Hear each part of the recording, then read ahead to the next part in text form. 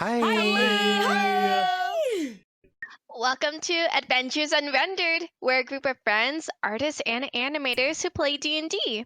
I'm Soupy. I like drawing concept art and rough story beats, and I've been playing D&D for about 6 years. I'm Gyro Shrike, artist, animator, and as someone with chronic making music videos in my head disease, of course I also became a storyboard artist. I've been playing tabletop RPGs on and off for roughly 10 years. Hi, I'm Gavin. I'm a storyboard artist who likes making warm and silly little drawings. I've been playing D&D for a little over 2 years, thanks to my first DM, Soupy. Hi everyone, I'm Danae and I'm a storyboard artist, but have also delved in background illustration and love to work with color. I've been playing D&D for 6 years. Matt has actually been my first DM ever. And speaking of Matt, here he is. Hey everyone, as Danae said, I'll be your humble DM. I've been playing D&D for about 9 years and have been the resident forever DM for roughly 6. In exchange for art of the campaign, my players keep me in their basement for their entertainment. Welcome to the Ballad of Bards and Crafts, everyone, our first full campaign together as a group. Our characters started off from different campaigns and one-shots, and we were constantly drawing them, their lore, and their relationships like the feral artists we are. We thought they'd make a great party, but unfortunately we had no one to lead a campaign. That is, until our really cool friend Matt decided to grace us with his DM powers. And now he meets with us regularly for 4 to 6 hours of fun suffering. And since we're so obsessed, we decided to record all our sessions and post them here on YouTube. We're keeping it simple, casual. These are just videos of us having fun playing D&D. The audio and layout are works in progress, especially for this first episode. So please bear with us as we up our production quality as time goes on and just enjoy watching some D&D. As for the tone of the campaign, we're making this a sprawling heroic fantasy, but I don't mind touching into darker themes if it makes for an entertaining and dramatic story. Like most D&D campaigns, though, expect a lot of shenanigans throughout. As for the inspiration I take from, probably my biggest would be Dragon Age Origins, followed by Lord of the Rings, Game of Thrones, and then Dungeon Meshi. So we will be playing the 2024 edition of the game, which is still currently being updated, and we'll kind of roll those out as we go along. Now, we have also homebrewed some rules and game mechanics, so if you see anything wildly unfamiliar, that's probably what that is. We also do adhere to the rule of cool, and of course, the classic, the infamous, we just forgot a rule, and yeah, we messed up, and yeah, we probably noticed afterwards, but we're just here having fun with friends and aren't going to be too pressed about it, so neither should you. And as artists, that means art, which we may or may not have compiled a bunch of our art at the end of the video for you to enjoy. And now, without further ado, welcome to the first session of the Ballad of Bards and Crafts. Let's go!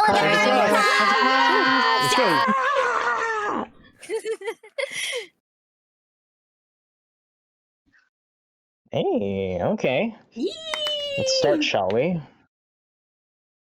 I need to silence my phone. Boop.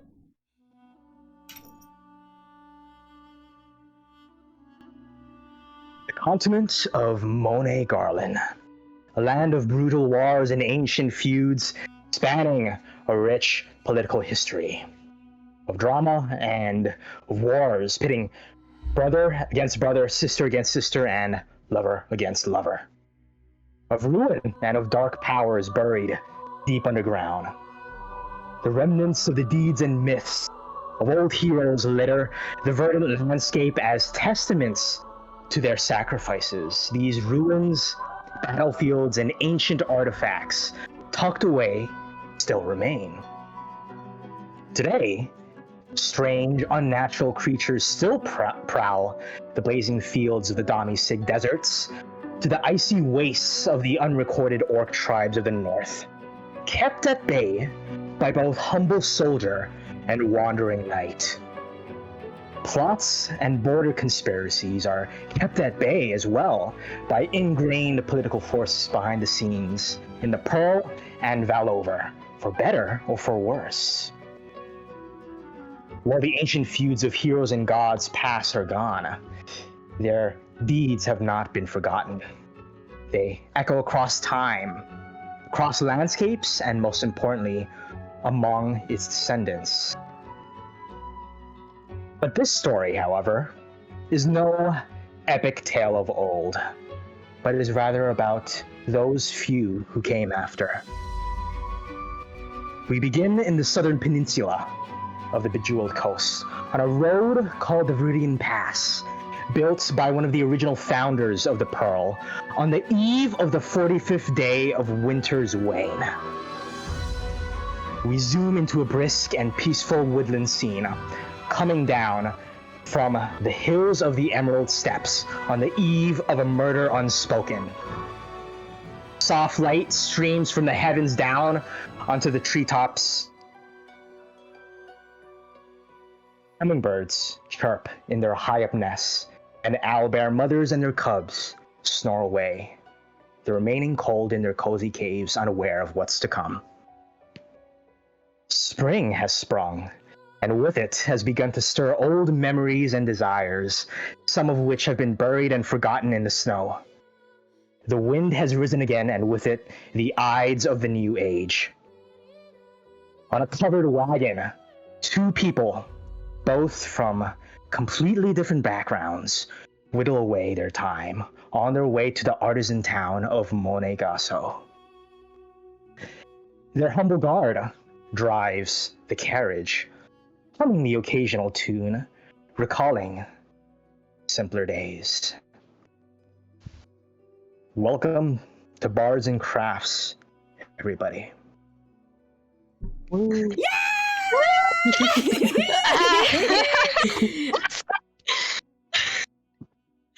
Oh gosh. me like, it's really risky. It's really risky. And then, it's Raz. We don't know that. We don't know. My heart can't take this. Alright, Oh gosh. let's move here, guys. Woo, woo, woo. All of you guys, well, two rather, are on this road right now. The creaking of the wagon wheels can be heard from the inside of this vehicle you are in. And from the outside, the casual whistling suddenly stops, and a expression of surprise. Well, will you look at that? Is it just me, or are those pickleberry bushes fully bloomed already? Can't believe Springrise snuck up behind us so quickly. I don't reckon you've developed a taste for pickleberries now, have you? Lady Buffont? Lady Buffont? You in there? Yes, I heard everything you said, and I don't care. We need to keep it. Come on! I have business. You want to take a peek outside? It's really pleasant today. It's a brand new day. Well, it's almost afternoon, but come on, you've been stuck inside there all day. I care, Dalton. I care. We should go outside. You know what? I should stop the wagon right now. Pickleberry. You can feel the wagon just come to an abrupt stop, and he goes ahead and he opens up the back flap of the wagon, and just soft light kind of peers through the interior of the coverings. I want you, Danae, to please introduce your character and what she looks like. My gosh, I what want is you she? to roll initiative. Okay. Upon opening the curtain door, whatever, you see a blue water genasi. She has her water hair tied up in a ponytail, and she's donned in lots of pearls. She has pearl earrings, she has pearl rubber band. She is dressed up for adventure, but it still has a sense of agency to it. Some ruffles and some high-heeled boots. And she looks really annoyed right now. That is her character. Perfect. What were you doing on the inside? She was just looking over her to-do list, her notes, whatever her father sent her out to do. She's just making sure that she checks everything. And then Gotcha. you're suddenly stopped, so that's not good. Okay. You can see that Dalton, your loyal guard, you can see he has these really weathered gray armors. It's basically like hand-me-downs.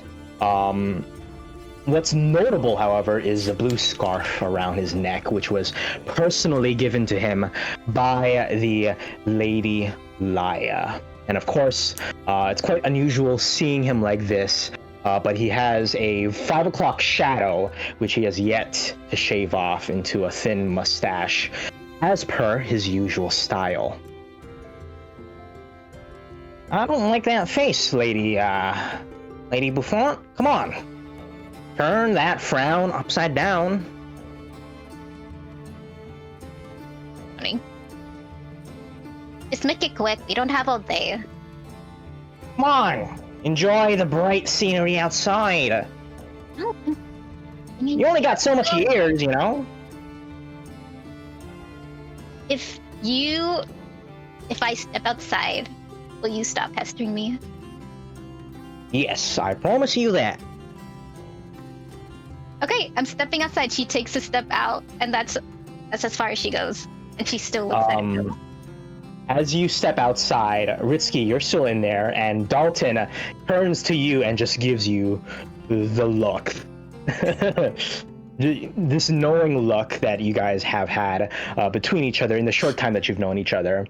And then he just rolls his eyes and he said, "What about you, Ritsuki?" And please, Gavin, if you will, introduce your character.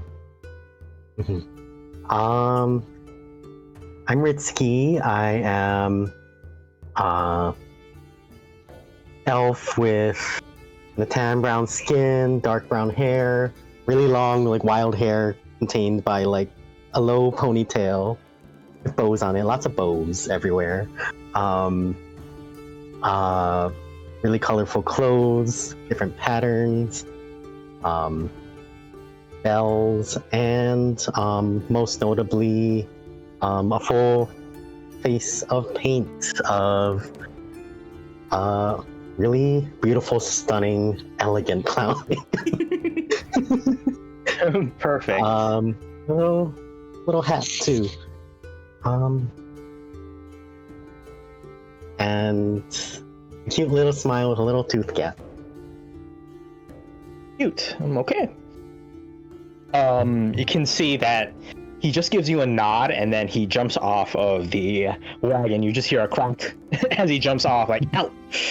And he says, "All right, everybody, we're going foraging for some pickleberries. Make sure to pick the ripest ones, everybody." Turns around and goes to all of you and then just sees you standing there. Marilla, come on now. Don't you remember when you were a kid? You used to like to do this a lot. Yeah, but I'm not a kid anymore. Well, you still are to me. You should change that perspective. Ugh. Come on, Ritsuki, why don't you help me out? Pick these berries. Oh, I already am. I'm already there. Got it. I skipped on ahead. Our first roll then. Roll me a survival check, please, Ritsuki. Survival.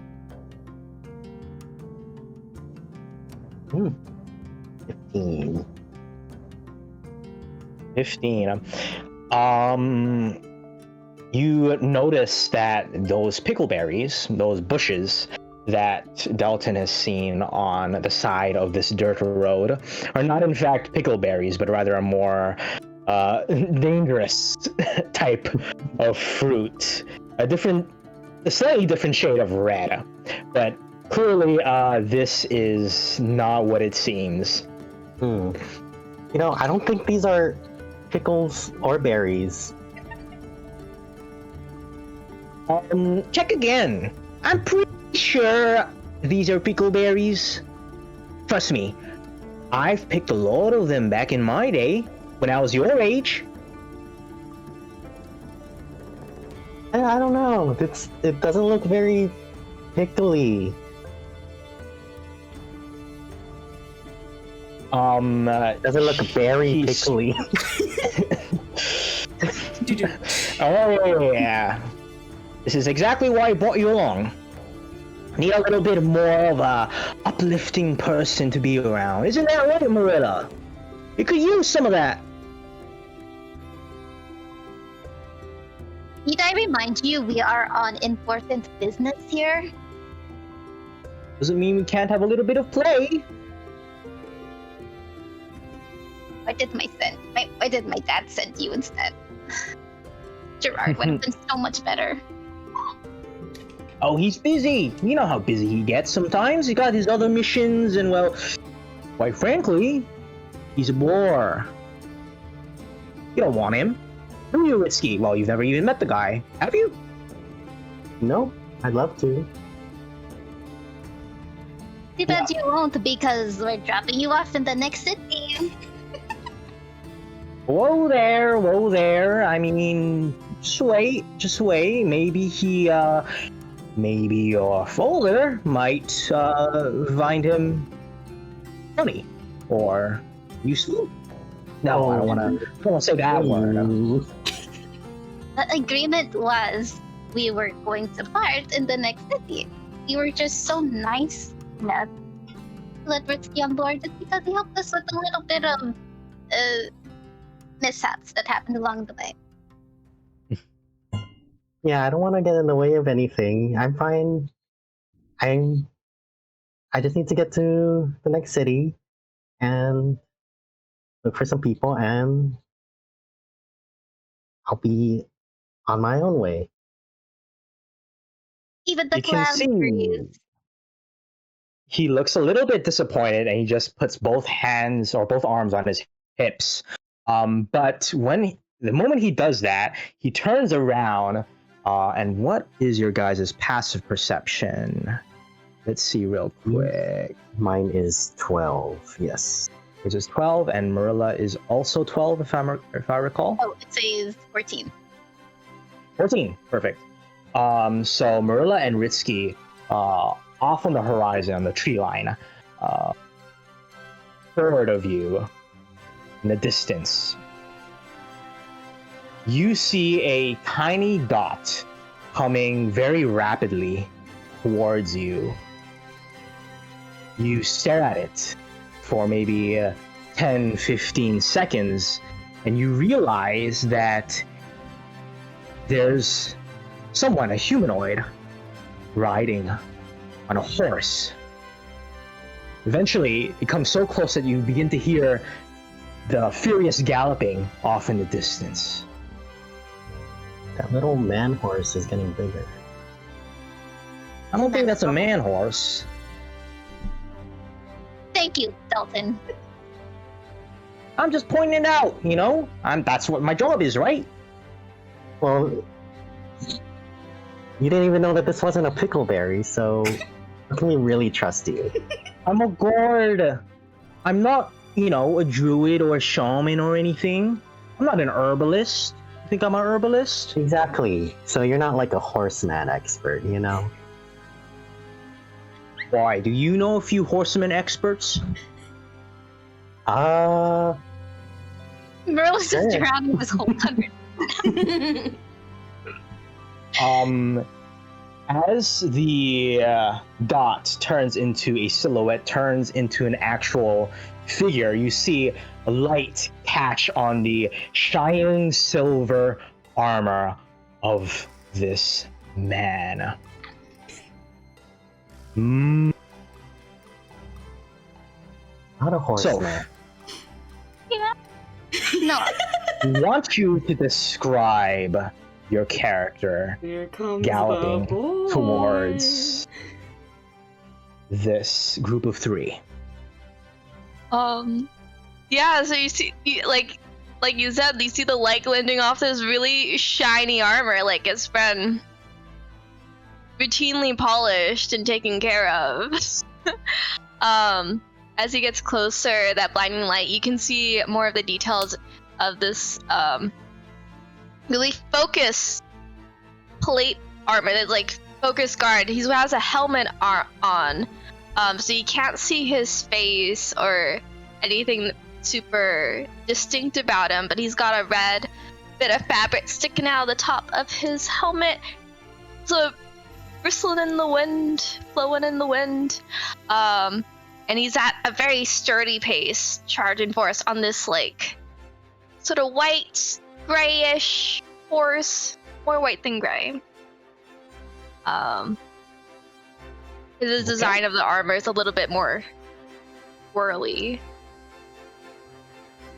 As this horse comes closer, and just can you give a brief description of what this horse looks like? Oh, this horse. Brief description of the horse. All right, so you know the color. He's got a little like metal helmet on, and with his ears are sticking out. And he's got a saddle with a little bag on the back. I'm not really sure. This horse seems serious. This isn't no play around kind of horse. This horse has been trained. This horse gets things done. That's the vibe you get from this horse. Got it. Marilla and Ritsky, I'd like the both of you to make me an insight check, please. And I want Soph's character to make me a animal handling. Oh no. Oops. I pushed Ritsky aside. Oh wow. Can I have advantage because it's his horse? Is that the first nat 20? It might be the first nat. Congratulations, Marilla. Woo! First nat 20 on the campaign. There's one more award to go out. So, Marilla, Yes. you catch that this is not a bandit. This is probably, I don't know, some knight on a mission. Maybe for you, in fact? You just get that feeling, a gut feeling that this knight is coming specifically for you.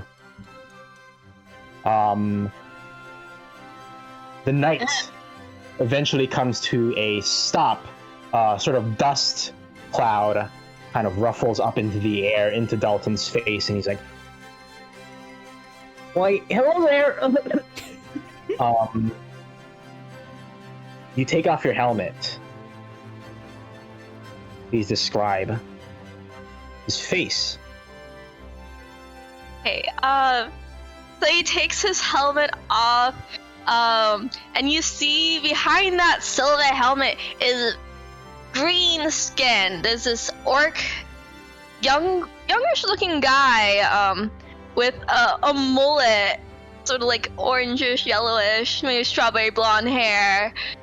He's got big gauges, though nothing's really in them right now, just like some metal gauges and a piercing over his eyebrow. And he's got some kind eyes, and his little teeth sort of sticking out, his little tusks. And he'll say to Dalton, sorry about that. Picked up a lot just No at you. problem. I'm used to it. Well, it's nice to meet you, Sir Knight. Your horse looks rather agitated, if you don't mind me asking. Is he okay? Oh, Dalton's fine. That's what I named the horse. Sorry. Please don't name my horse. His name is Rocket, and that's his name. Thank you. Let me see him. How does Rocket look? You can see he's just kind of like moving in place and kind of rearing a little bit. Just very, very agitated, not being able to stand still. Marilla, with that insight of 20, you can tell that he's trying to get away from the left path, or left side of the path, to the opposite side. For some reason, and Marilla, since you have the highest passive perception, what's your passive perception, Brass? The perception is 9. 9. Okay, goodness. Marilla. You hear rumbling coming from your right ear in the direction that Brass's horse is kind of moving away from. I look up at Brass like, I don't know why you're here, but clearly your horse is spooked by something. And I point in the direction where the rumbling is coming from.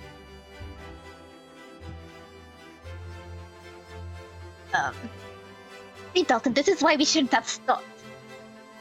Our horses are probably going to be spooked. We should get going. Hi, what's your name? Hello. Oh, sorry. Yeah, that was a bit rude of me that I didn't introduce myself. He'll get off his horse. He'll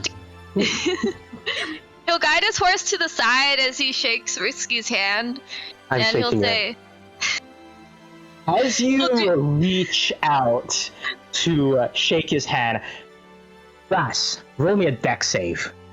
"Oh no." Risky flips Brass over his shoulder. Oh shit, that's funny. Oh wow. Okay. Brass, out of the corner of your eye, your knightly instincts suddenly arise and bubble up from within you.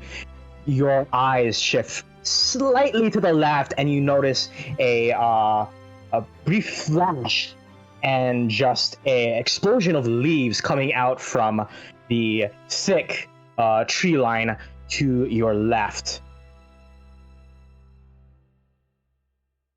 Our new character here. I want you to describe your character here as they are flying in the air Who after could it being be? tackled This by something. animal that I did see. Okay. You said after being tackled into the air? Yeah, you all of you just see like a flash swoop over All the right. three of you. Out of that explosion of leaves, there's greens and browns and yellows, a little bit of whites here and there, and you just see a dusty yellow dragonborn flying across the pathway and hits the ground with probably the ugliest thud you've ever heard. Dust kicks up, and it's just like an absolutely like livid expression. Doesn't even like notice anyone else, but looks directly back into the trees, full aggression from the direction she came from.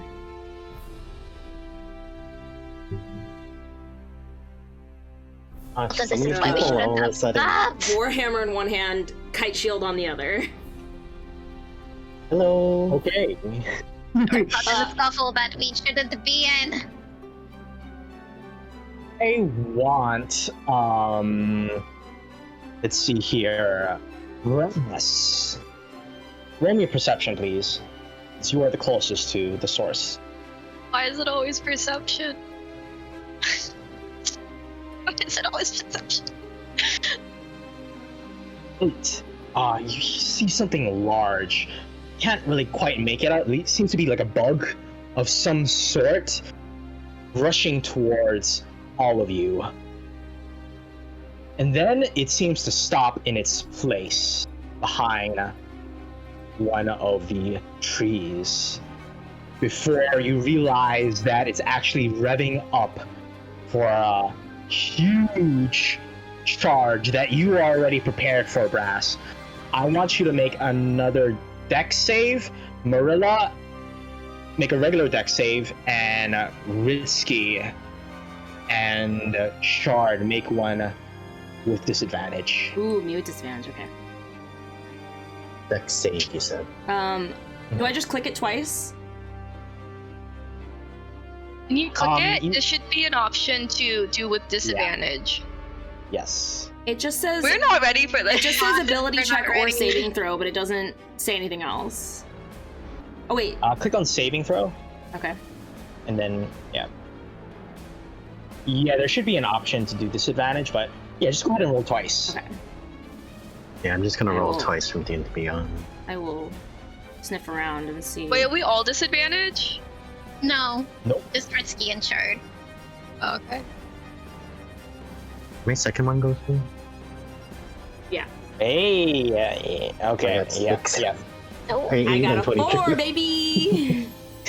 Okay, this gray, chitinous, large beast with two kind of pincers on either end of its head charges all of you at once. You can see, unfortunately, Dalton gets the worst of it as he attempts to stick himself in front of this beast, but to no avail. He gets thrown aside like a kid's toy.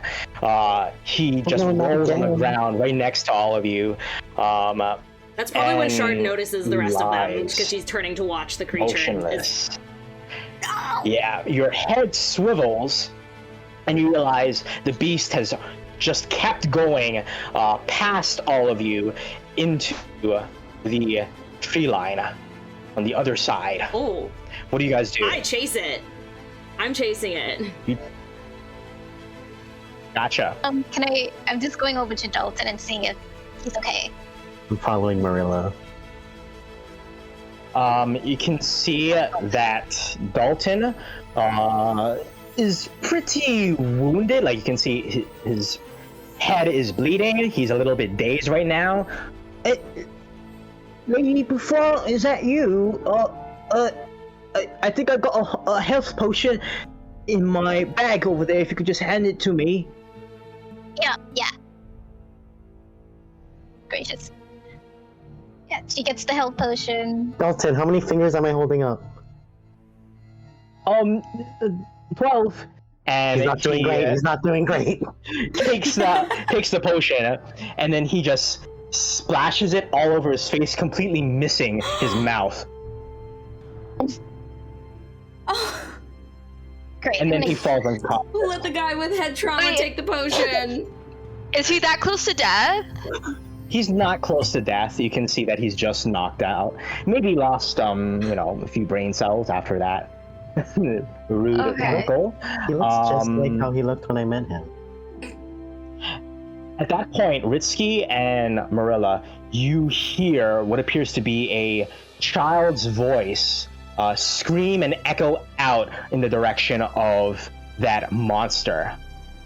I'm taking off. Gone. Brass will take Yeah, off too. towards the- Sorry, I'm assuming I can hear as well, since I'm right next to Yes.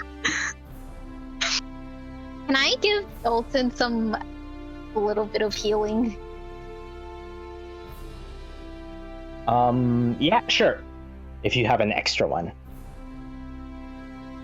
Oh, I meant like a spell. Like a spell, yeah. Go ahead. Oh, yeah. Cure wounds. He's gonna touch his face, and then magical glowing energy comes out of it. And then, I figured it out. yeah, Dalton gets 2d8. Ignore that. I was testing Okay. something. Yeah. Go ahead and roll 2d8.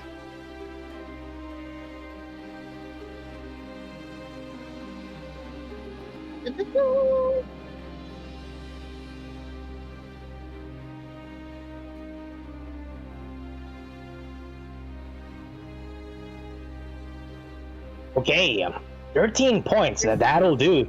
He is completely back to health, and then he shakes it off and he says, Wait, that's not good. We should definitely check that out. I call back to them. Come on, guys. Put a spring rise in your step. We Wait, should stay and here. quick, Lady Before. Gets up, immediately grabs his sword, and do all of you just give chase right away? What do you do, Marilla? Is he just like, is he charging over there already? Yeah, no, he leaves you behind. Can't believe this. Runs right after you guys. Guess who's gonna get murdered? A kid. Gotcha. Let's bring you guys over here.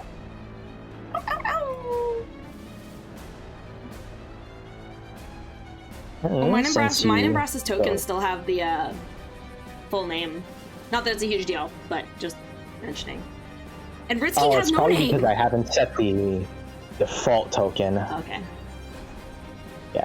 Oh, Ritsky has no name? Yeah. Only for everybody. There you go. No, now I see it. Now I see it. yes. There you go. Perfect. And then this little guy right in between Ritsky and this knight in shining armor is gonna be our beloved Dalton. With what? 8 HP? So, you kind of like look at Dalton's direction and try to check your surroundings out, where your battlefield is. Dalton looks extremely small compared to this rather large, but you can see it has 2 horns on either side of its head. These pincers as well, and these talons, about 6 of them, covered and dripping green acid and burning the dirt and cobblestone underneath of it. The monster which you identified as an ankeg goes ahead and on its hind legs rips out an absolutely loud just roar into the air. You look around and you realize that all of you are in this sort of overgrown amphitheater,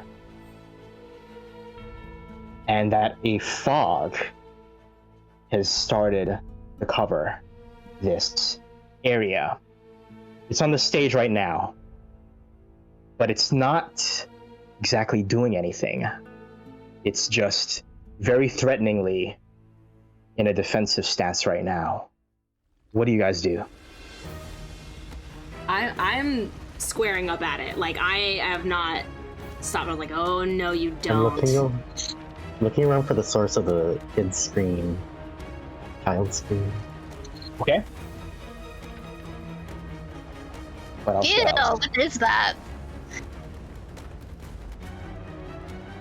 Wait, so have we seen this before? By chance?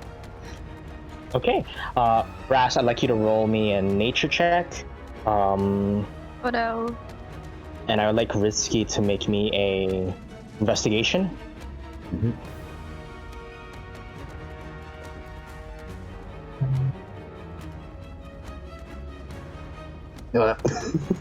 Five. Brass, these are more common around sort of like summertime. It starts with an A. You don't exactly know what the full name of this thing is, but for farmers, they can be particularly dangerous. Not only for their crop, but also for their bodies and everybody around them. For some reason, however, this one is in a little bit of a frenzy, and you don't know why. Ritsky, as you try to scan the area for the source of the scream, you don't see anything except sort of a toy doll, which is right next to the ankeg. But you see no body or child anywhere. And it's not like I'm looking at the creature. It's not like in its claws or anything. Like it's not holding anything or. You examine its mandibles. Nothing. No like arms sticking out or anything like that.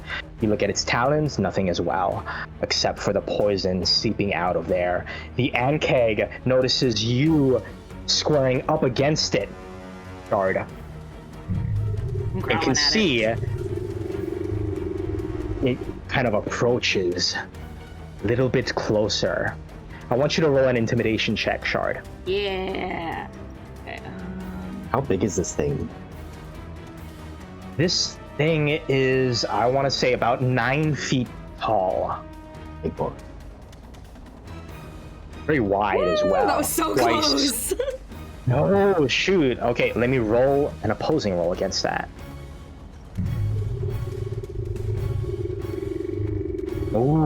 Ooh. You can see, you guys are just at a staring match at this point. It jumps off of the platform. Shard, what is your reaction?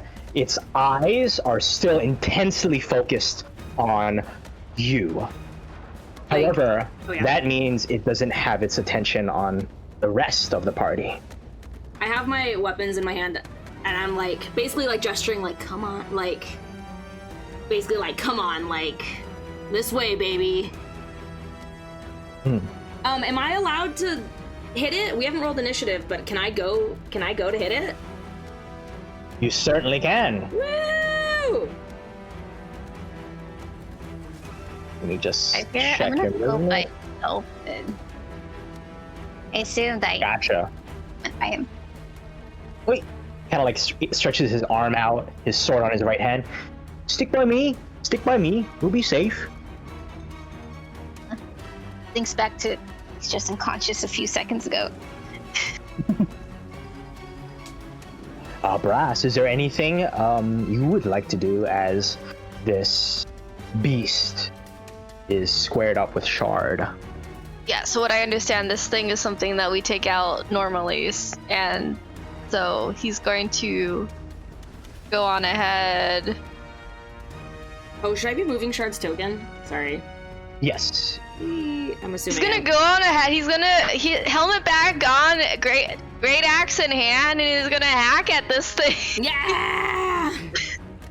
Okay, I want everybody to roll initiative, please. Woo!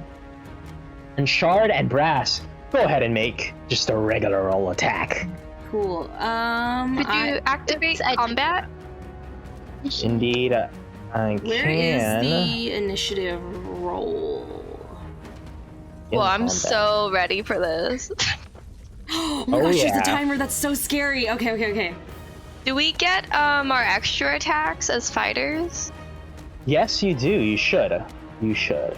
for this first move? All right. Wait, I'm so Okay. sorry. I don't see where initiative roll is.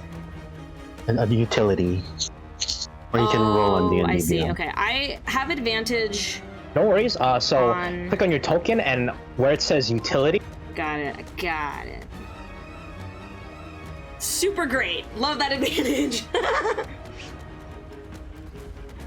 okay.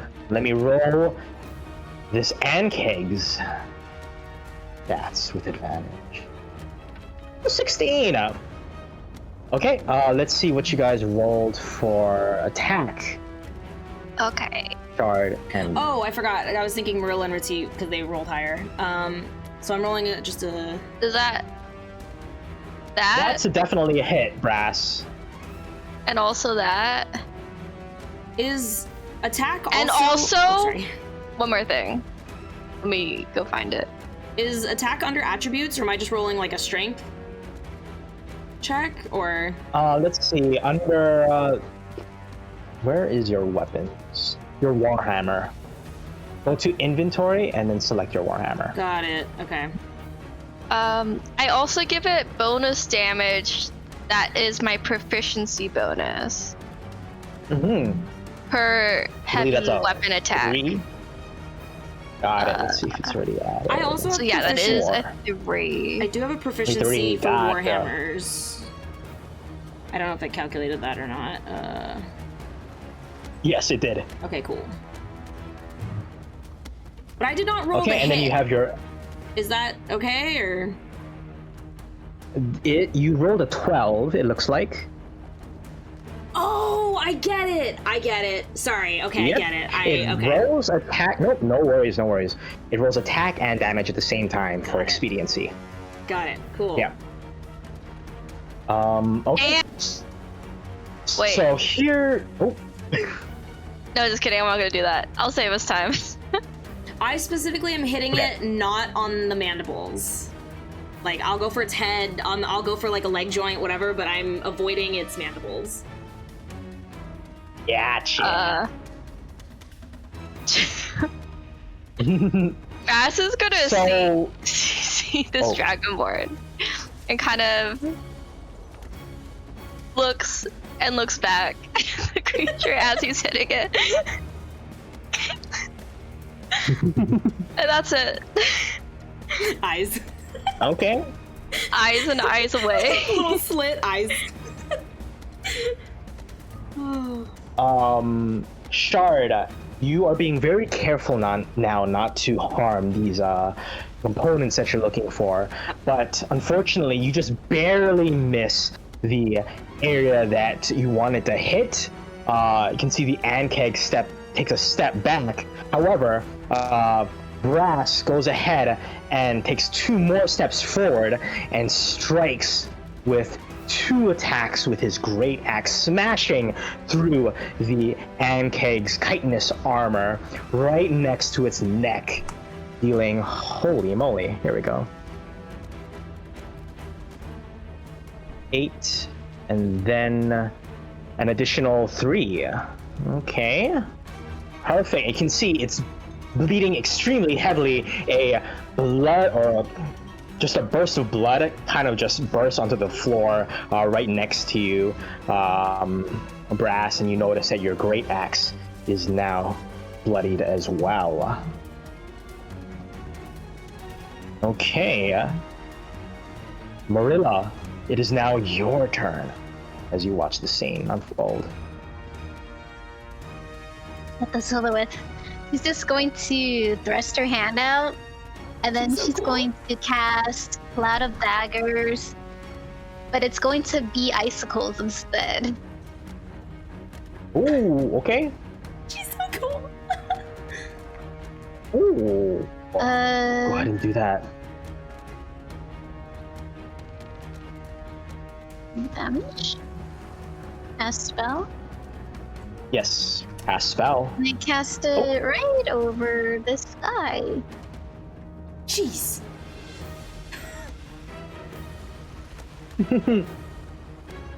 Okay, takes 10 points. As you see these icicles just whip around and graze the armor of this Ankeg back and forth, it gives out a large shriek and seems to want to run away. You deal 10 points to this guy. Oh, and as a bonus action, I'm going to give inspiration. Okay. I give it. Describe it. Yeah, so I look at this knight I just saw. I'm like, yeah, you could kill him. I'm helping you.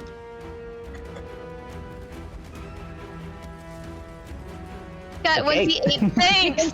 Thanks. You seem very capable. More capable than a lot of people here. Does not look at Dalton, but is totally insinuating Dalton. Well, okay. So you get Bardic Inspiration, Brass. I believe that you roll it, Marilla. That's to one attack or save. Yep, attack, save, or skill check, I believe.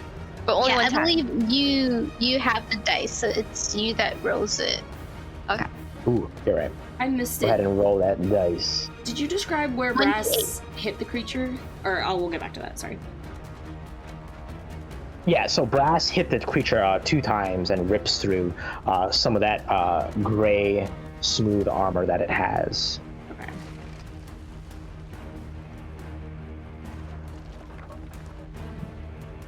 Okay. So it is now this thing's turn, and what it's gonna do is it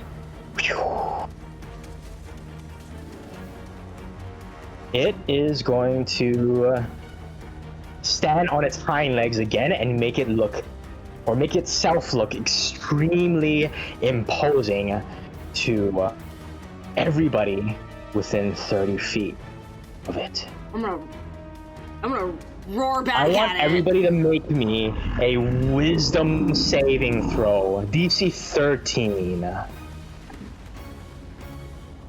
So wise.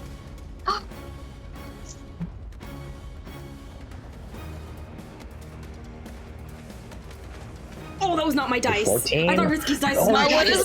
What is my bardic thing? What do I roll? Wait, her dice. A D8. Where's the D8? Shard, roll a 5. Yeah. I can't believe this D8 was useless. No. Oh no! 10 might have been. Oh, DC 13. You said DC 13. If the creature fails at sorry, I'm reading Bardic Inspiration. Fails a D20. I think that's the trigger. Like if you fail D20. Yeah, so I failed it, and then I rolled, and I got a You failed 1. it, and then you rolled a Oh. 1. Well, that's nice. That is indeed nice. Oh shit! So Shard and Brass, the both of you are suddenly caught off guard by this really unnatural sounding scream in this stage right here, which is kind of amplified by your surroundings. You look around, all of you look around and notice that this is just, it appears to be a place where people hold plays. It's an amphitheater, so the acoustics here must be extremely good. The Ankeg is gonna go ahead and take a reaction and is gonna skitter away. Can I use Guardian? If a creature within 5 feet of. Oh, you know what? If a creature within 5 feet of me takes a disengage action. Oh, I could just hit it with a regular opportunity attack, huh? So the feature that I have disables provoking Okay. opportunity attacks. It does it It if it. skitters away. Oh, okay. So even with because I can hit something that disengages. Does it count as a disengage? Ooh. Yeah, okay. Go ahead and roll an attack with disadvantage, because both of you are now frightened. Okay. And I need to roll that disadvantage. Nah. Gotcha. Okay. So, at the last second, as you make that swing towards the Ankeg, which is retreating away, your arms kind of give out for a little bit because of the slight fear that you have, perhaps of the creature itself, or maybe just because you don't want to harm its very valuable parts. The Ankeg skitters away off to there, and it's going to take its action. Nope, that's it. Ritsky, what do you do? Well, first I'm gonna take this not pickleberry that I still have. I'm like, can you hold this for me? And I'll toss it to Belton. And Wait. Marilla's still here, right? No, I toss it to Marilla. It dropped it to the ground. And I'm going to I am going to 5, 10, 15, 20. I am going to gotta go. That was really loud. Can we keep it down a bit, and I'll cast I will cast. Let me find it.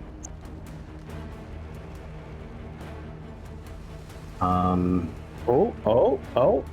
Okay, I'm casting it. I'm casting Reduce. So make Oh. a DC 14 con save. A DC 14 con save. Roger that, boss. Holy shit. That, he rolled a 20. Actually, no. I didn't reveal it to you. I'm gonna roll again. I accidentally deleted it. Never mind, it wasn't that one. Woohoo! You can see the end keg, it kind of like trips as it jumps onto the platform and it loses its focus for a little bit. You can see, and please describe what happens, Rizky. So it's gonna start to shrink down. If you say it's a large creature, a huge creature? Large creature? It is a large creature, yes. Yeah, it's gonna shrink down to like maybe about guard's height. Just a little big guy now. Oh, okay. And let me change this guy, right?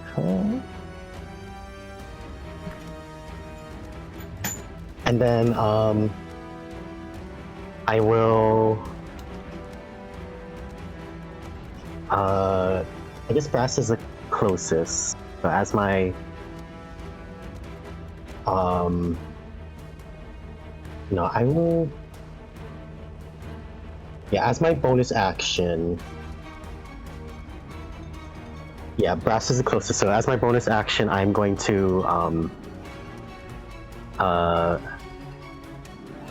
say like, yeah, you should be able to handle that now, and finger guns at him. And I will, or you should be able to handle that now. But if you need help, Jimothy will help you, and I'll cast Bardic Inspiration. That is a, do I roll that, or Brass rolls that? That would be whoever rolls that. Or whoever gets the Bardic Inspiration, rather. Who's Jimothy? And then, as you are filled with a sense of inspiration, a little spectral, blobby clown with like a little happy face and round nose and a pointy hat, and just a little blob body, like poofs in front of you with like a little child's laugh, and like starts to orbit around you. And you hear as it like orbits around you, it's just like, wee, wee. That's Jimothy. I'll help you, okay? And can I still use my movement? You can still use your movement if you haven't used all of it. I used 5. Wait, let me double check. I will. So I have 10 more feet. I'm going to try and make it. Can I make it there? I'm getting ready to go up on the. Yeah. On the stage. Yeah, I want to look for. I'm heading towards the doll. But Gotcha. Feature. And did you roll yours? I can roll for Bardic if you want me to. You can just roll it when I use it, so we don't have to remember. It's D8, right? Yeah. Okay. The Ankeg gets reduced to half size.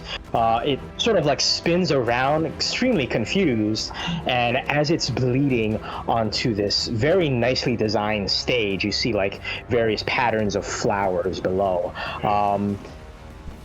It, for the first time, actually looks a little bit scared.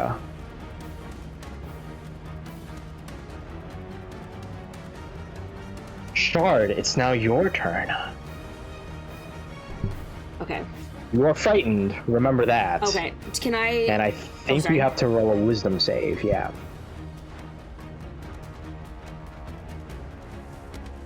Please roll me a wisdom save. Oh, am I allowed to roll another saving throw to try and recover?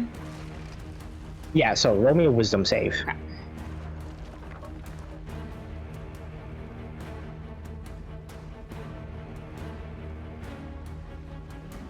That'll do. Woo! Okay, you kind of snap out of it. That's your action, but you still have your movement and your bonus. Oh, damn. Okay. Is this a ladder? Can I just climb up here with the Ankeg? Like... Yes, that is a ladder leading up to, yeah, Okay. the So, stage. I'm gonna... And then, can I use action surge to attack it? To give myself an additional action? I believe you can. Action Surge is a... Yep, it's a feature, so go ahead. Okay. Oh, you know what? I think a lot of my stuff is not refreshed from last time we played, so it says I have 0 action surge. Okay, let me fix that for you real quick. I meant to check that before we started and I forgot. Cool. Okay, it's 1 of 1 right now. Perfect. Okay, and then yeah, so that gives me an additional action. I would like to... Would I know if the Ankeg has any weaknesses? That would use up your bonus action. That's fine. Like, if I can use my bonus action to, like, recall and then Yeah, and then hit go ahead it. and roll me a nature check, please. Okay. Sorry, my windows are all crazy.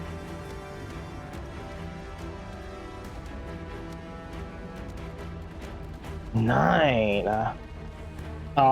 So as you try and face up with this creature, you think that if you aim for right underneath of its mandibles, you might be able to just knock it out with one clean blow. But you do know that it'll cost you if you want to try to do that. It's a smaller space.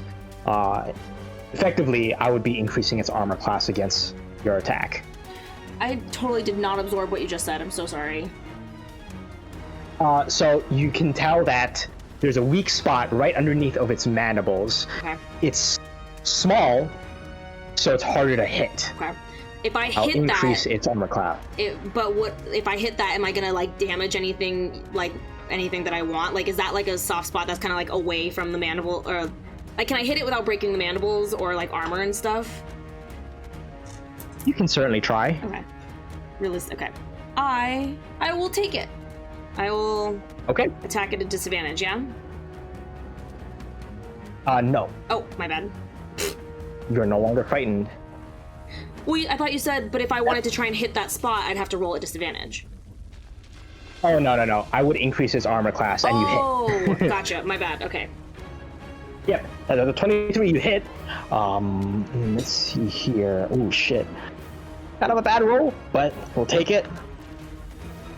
4 points of damage. But you do hit it, so then go ahead and roll me an extra D8, please. Roll me an extra Okay. D8. Another question. Yes. One of my fighter feats is extra attack, so I can attack 2 times instead of once whenever I take an attack action my turn. Can I hit it again? You certainly can. Whee! Oh, I still have to roll this D8 first, though, right? Yes, for the weak spot. Okay. How do I just roll a D8? So at the very bottom of the chat box, you see I those see. different shapes of dice. Yeah.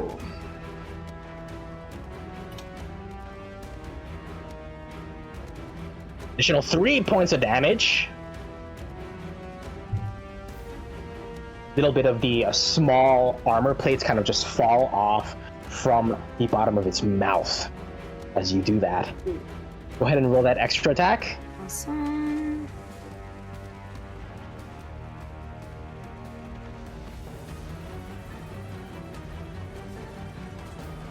Ooh. Hit.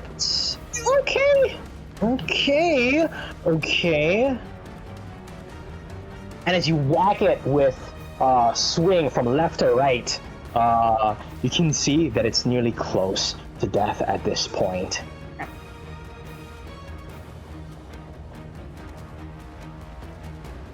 Brass, what do you do from the bottom of the stage?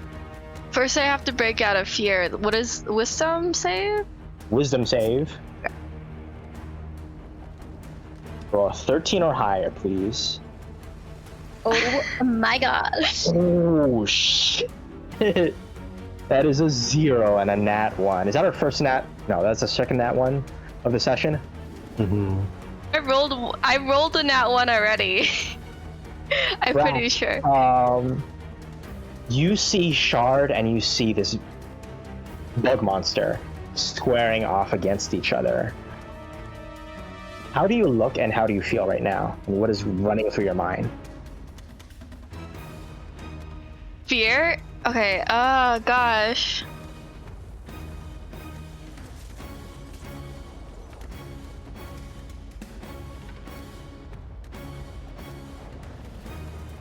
Timothy is still. Wahoo Wahoo, it's like a siren in his head. And he's like, yeah, the combat in front of him through the slits of his helmet. And he's just like filled with this desire to like run away, but he can't run away. So he's firmly in place, like wanting to run, but he can't. You don't even like process the spectral clown, which is just whizzing back and forth from your vision and to and fro, essentially. Brass. Okay. As you watch this happening, Shard, you kind of like take a glance to your right side and you just see this person who you may or may not know just kind of sweating bullets right now, stuck and planted in place. I got no idea. Marilla. I got no idea. I'm not thinking about that right now. In the combat haze, I suppose, right? I'm focused. Yes. Marilla, from behind, on top of these seats, what is your move? Well, first I noticed Brass, and I'm like, hey, snap out of it. Get your head in the game. And then she still has her like cloud of daggers, I believe. It doesn't dispel it. Yeah, she's just gonna move it towards that creature again. Gotcha. Yeah. Where did it go? Let me place that down for you. Oh, okay. Wait, it's bigger than I thought. What? It's a 4x4, right? 30 by 30 feet. Wait. 30 by 30 feet? No, I'm sorry. Oh yeah, I think your 5 foot range cube. is- It's a 5 foot cube. Yeah. Yeah. Yep, That there was you so go. wrong. I'm gonna do Okay. damage. Roll damage, please.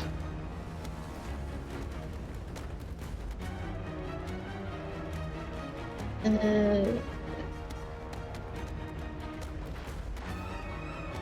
15? 15. Okay, Marilla, how do you like to do this? Oh my gosh. Well, just wave her hand and then she's gonna do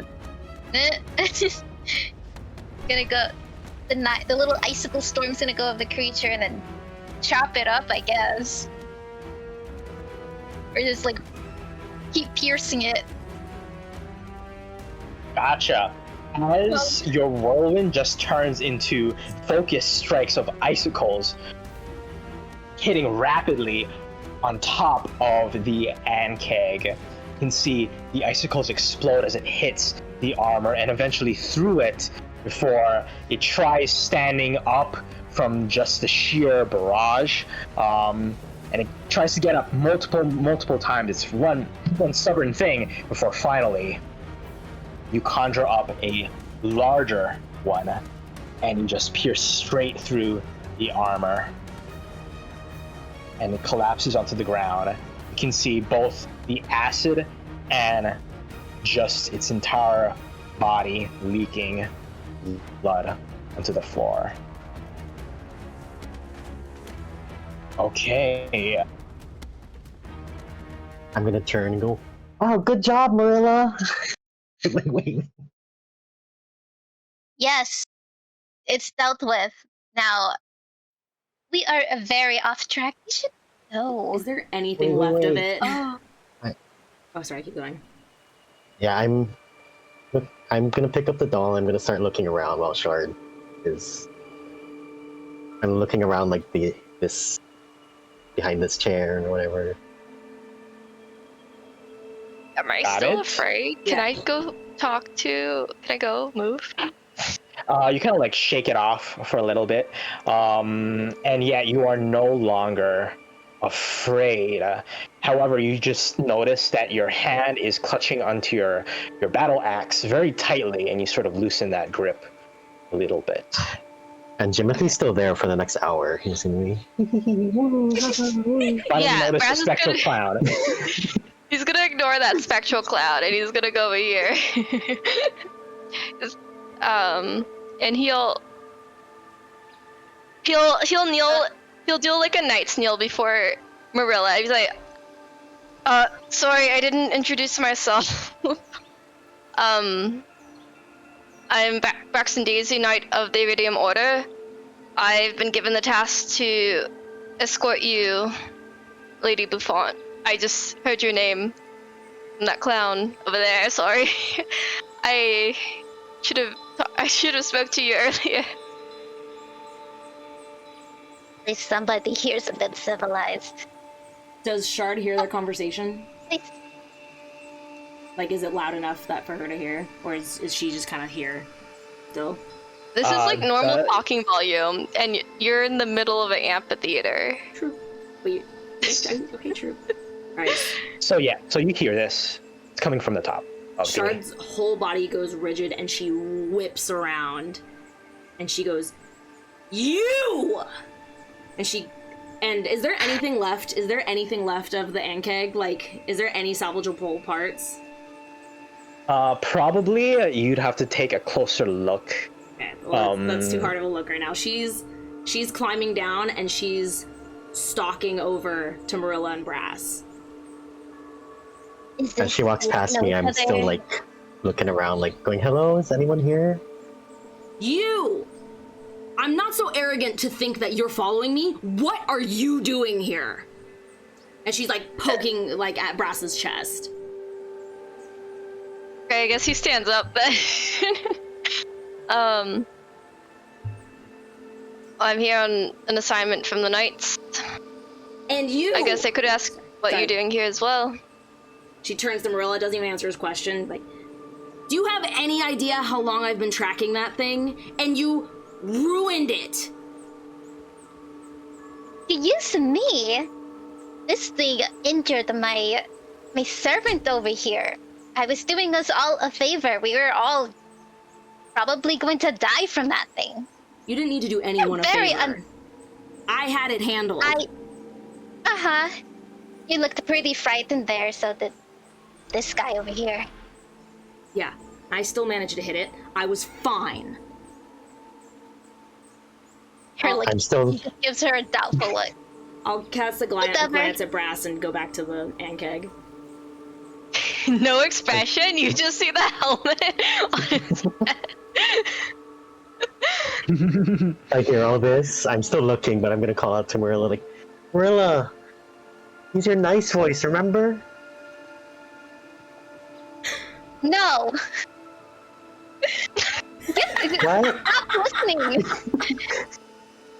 Quit I don't know what you're saying. I don't know what you're saying.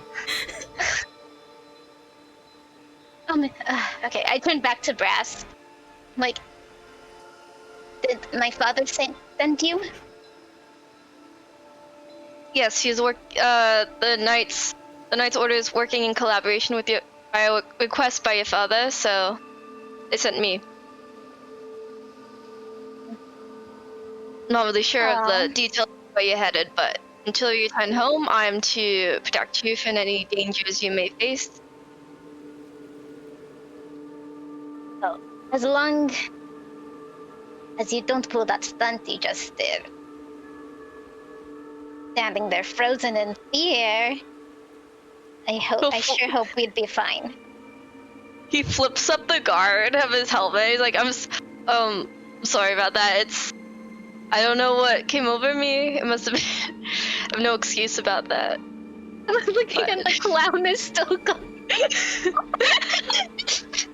The clown is still going around. It's like doing little flips as it's spinning. Will this clown stay in my view for like how long will this be here? What kind of magic is this? My name is Jimothy. Flips. I'm like looking down at the end keg and like my breathing's slowing down a little, but Ritsuki does catch my eye, and I remember the scream, so I just like give a and I start looking too. Okay, so I'd like you to make me a survival check, Shard. Ritsuki, you will go ahead and roll with advantage because Shard is helping you. Survival? No, investigation, sorry. Investigation. And then Shard, just roll, this is your own roll. Roll me a survival. That 28! Ooh, I'm gonna roll just for fun, but I don't even need it. I did No, need good the thing. advantage, though. Yeah, you helped out, that's for sure. Ritsuki, Shard, let's start with you. As you take a closer look at what remains of this ankeg, you just kind of pick off the remaining icicles, which are still embedded in between the broken gray plates of the ankeg. You notice you're able to pick off a little bit of pieces here and there. I'm not gonna take the time to go over like all of the harvesting Yeah. rules. We'll do that after the game, but I'm gonna say that you are able to salvage like small parts. Ritsuki, you take a look around and you go to the location right next to this velvet chair where you saw a doll with a pink dress, and you try to discern where exactly it came from. You kind of move it around, just trying to thinking to yourself, and you notice there is another set of ladders that go up. You hold it up towards the sun, and you realize there's a little bit of gap in between these bushes right on top of the ladder. You realize there's an entrance over here, some kind of secret passageway. Not only that, you also find the doll's counterpart, which appears to be it's like a similar looking doll, but instead of a pink dress, it just has sort of a blue collared shirt on. Oh, they're a couple. I'm gonna make them hold hands, and and then I'm gonna take them.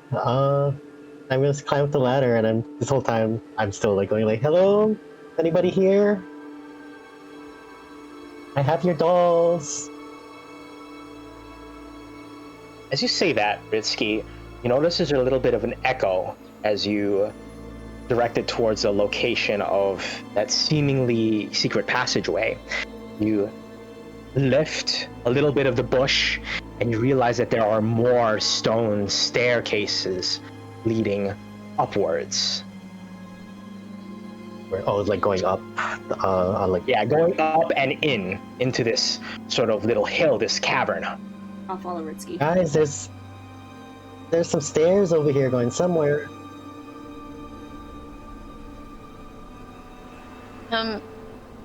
See that, but before I follow, I just continue talking to Brass.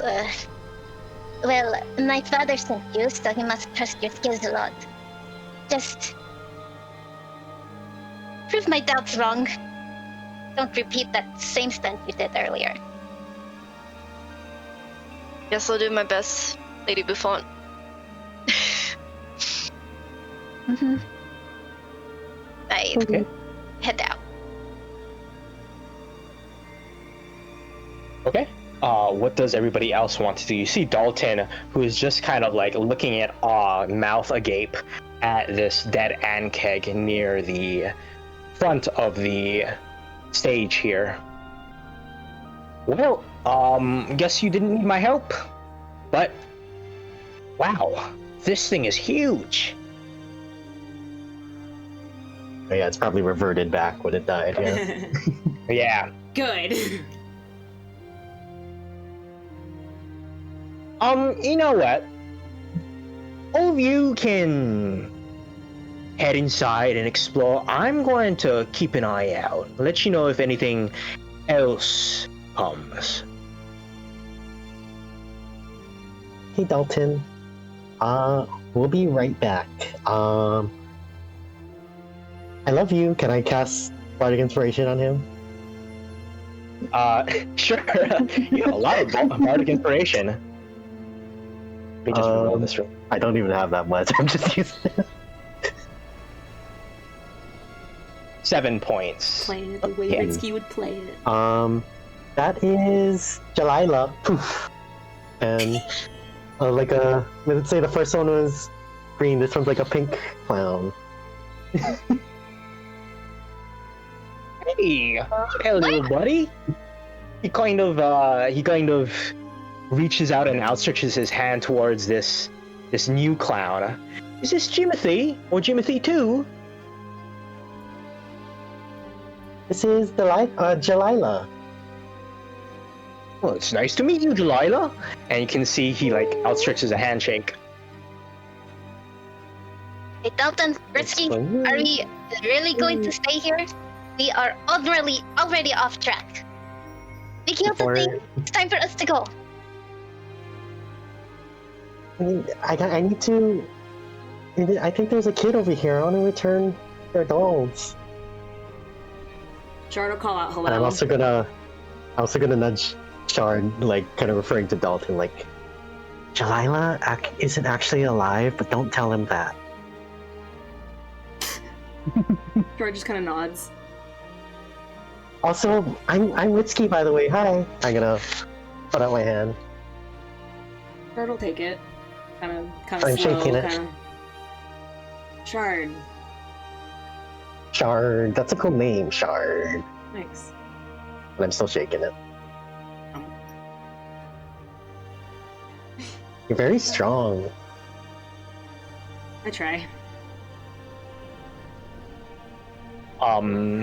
Ritsky, you maintain that handshake just up and down and up and down and up and down for slightly too long. Marilla and Brass, you're just staring at the bottom, waiting for these guys to move in to the cavern so you have space to get up. Oh wait, what? Okay, the We're faster still we find shaking this kid, the faster we can get out of here. Oh, right. I'm gonna head in. I will follow. Okay. He'll be relying on you, Time. to Dalton. He'll say as he passes Sir Dalton by. He just gives you a passing nod. He's still very much entranced by Jalila. Dalton, seriously, don't die.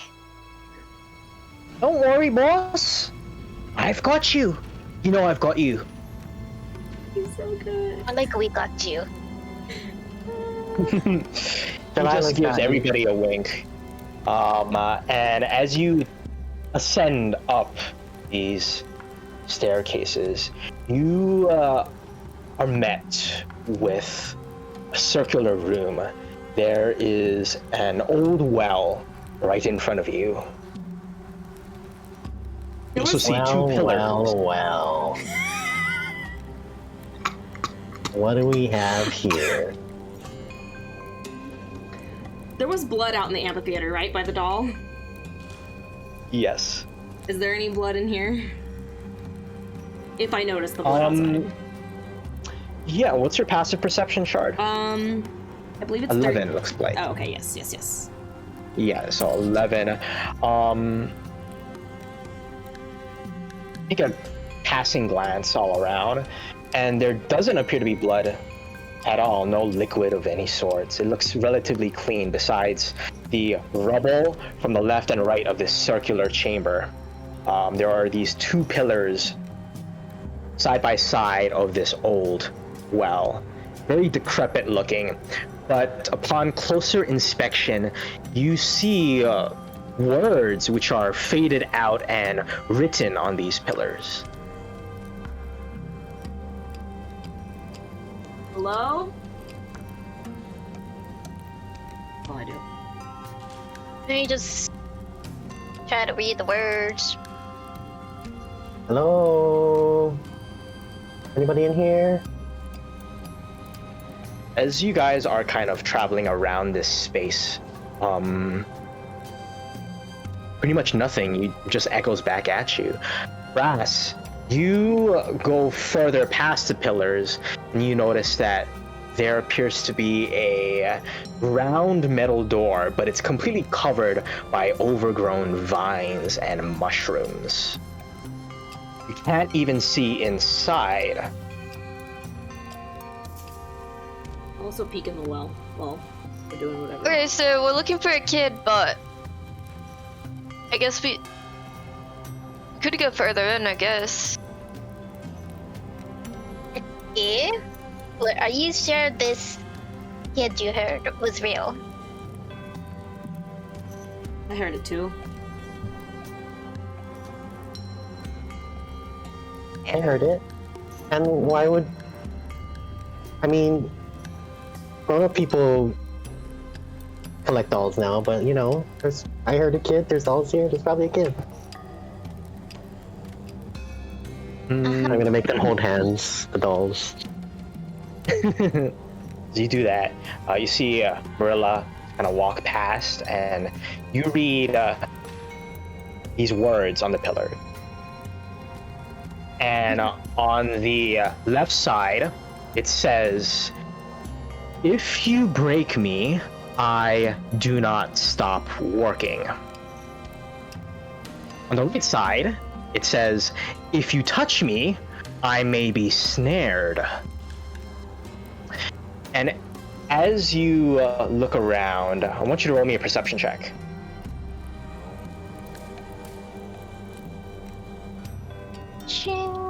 What's the text written in? Like, is it common or is it something else? It looks like it's in common, but it's extremely hard So lame. to see. And then right at the bottom of the well, as you turn around to face Ritsky and Shard, there's another, even more faded out black text. And it just says, "Lose and matter." Lose I'm gonna and paste it in chat. matter. Matter. Thank you. You break me, I do not stop working. Where is lose and matter written? In the middle. On the well, on the bottom of the well, yeah. And the other ones are on each pillar. Yep. Yes. Hey, so Right back. goodbye. Break me. I'll also be right back then. Should we all be right back? Bathroom break? Break. Bathroom break.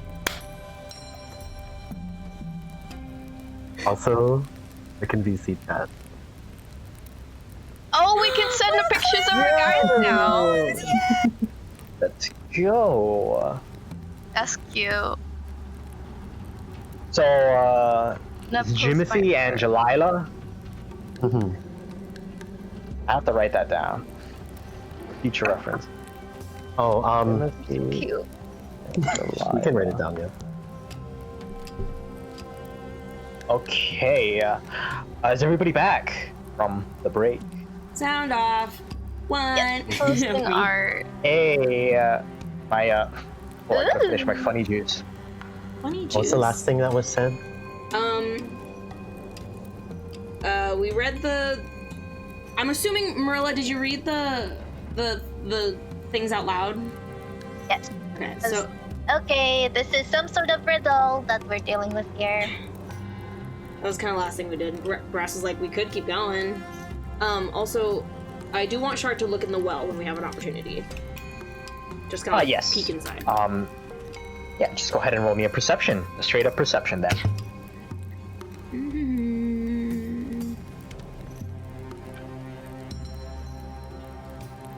Hot diggity! Diggity. Let me roll real quick. Behind the screen. Animation Okay. is so good. I don't think so. So normal. Okay. That's... I'll keep that secret. But Shard, you kind of look into the well. The water looks unnaturally clear and clean. You can see at the very bottom, even like the cobblestone tiling through everything. It looks like it hasn't been touched at all. Is it like weirdly clean for a well? Because I would expect clean water to be in a well, but it's like. Yeah, it's completely transparent. Okay.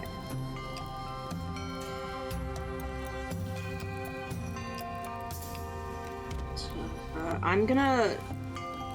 Looking at that, I'm gonna go over to like the grassy. Because you said this area is covered by grass, right? Like it's covered by like vines and mushrooms. Yeah. More particularly, there's this round door that Brass is standing in front of, which is covered in these vines, these thick vines, completely sort of blocking any way through. Would I at all be able to tell if the plant growth was like new? Like it looked like it like recently like disturbed the cobblestone, disturbed the wood, I don't know if like any kind of rudimentary idea that's like this looks fresh kind of idea. Let me a nature check.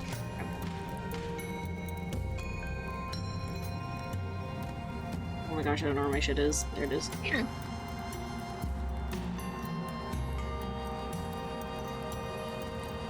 A nature check like that. You can see that the vines haven't been moved recently. You know that for sure. It looks like this entire chamber is almost stuck in time. You look around and even the dust itself seems to be frozen in mid-air. Oh shit. You feel like this could be magical. There clearly is something magical about this place now. There's something up with this room. So I'm gonna. Well, first I've been muttering to myself like the riddle, like I'm trying to like figure it out, but like my thing is more puns and not riddles. So I'm not really getting it, but I hear Shard say that. And I like looking at the dust particles. I'm like. So I'm gonna open my big ol' amber elf eyes and use detect magic. Detect magic. You easily detect an extremely strong source of magic coming on the other side of the door, and of course some remnants of enchantment on the vines itself. There's also very rudimentary kind of transmutation magic on the pillars and where the well is as well. You assume the text that's written there is also magic. Oh, it has a radius.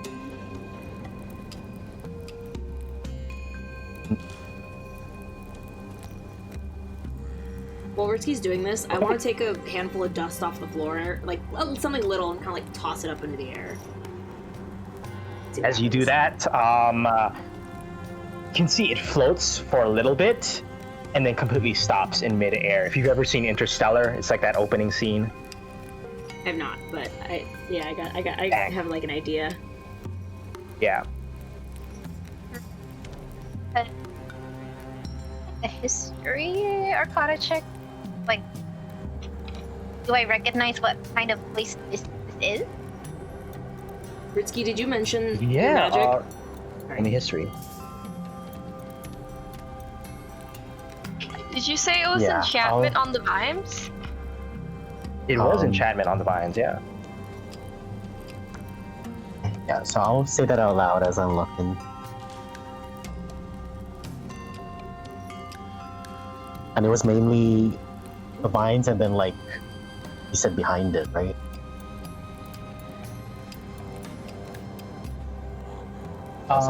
Yes. Right behind, there's that strong source of magic. Verla, you take a look around. This is really obscure stuff. This is ancient Orcish. Back in the day, they weren't looked at as ruthless, sort of warring tribes. They were actually quite elegant compared to the other races. They had their own language, their own unique type of art. For some reason, they kind of just disappeared and dispersed into smaller tribes around this continent. I walk up to Brass. Yes? Hey, this area, it's made by ancient orcs. Just wondering if you actually knew anything about this. Do I know anything about this? Roll me a straight charisma check. Charisma! Ooh. Yeah. I know, spicy, right? You didn't expect that. I can also use my, what's it called? Bardic. Bardic? You can add, Divinity? yeah, Jimothy, so you can, was this a saving throw? Just Oh, it's a check. Ability check. Okay, yeah, you can add the Bardic Inspiration die. 18, that's a high number. You suddenly feel a sense of empathy, a bit of warmth coming from your heart. Your heart. Your heart. That's the answer to the riddle. And Jimothy's gonna, like, spin around you. Woohoo! Start expanding and in like a puff of like sparkles and confetti. That's kind of brutal if you think about it. okay, so the answer to the riddle is the heart then. Yeah. Cool. we figured it out. How? Which riddle for one of these columns? It's both. If you break, it's all. If you It's, break a heart, it keeps working. It do not stop working. If you, what was it? I lost it in chat. If you touch me, I may be snared. If you touch a heart, that's bad. You're like, you're not supposed to touch that. And do you say this out loud, Brass? it's the heart. Yeah, he said that out loud. Yeah. The text on the pillars and on the bottom of the well kind of light up in an ember color, and the whole kind of riddle opens up. If you break me, I do not stop working. If you touch me, I may be snared. And on the bottom of the well is revealed in its glory. If you lose me, nothing will matter.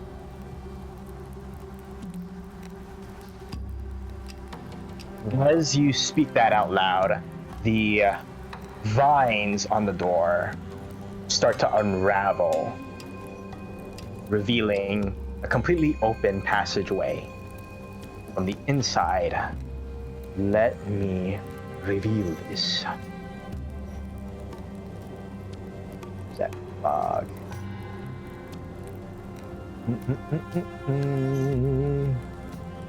Windows?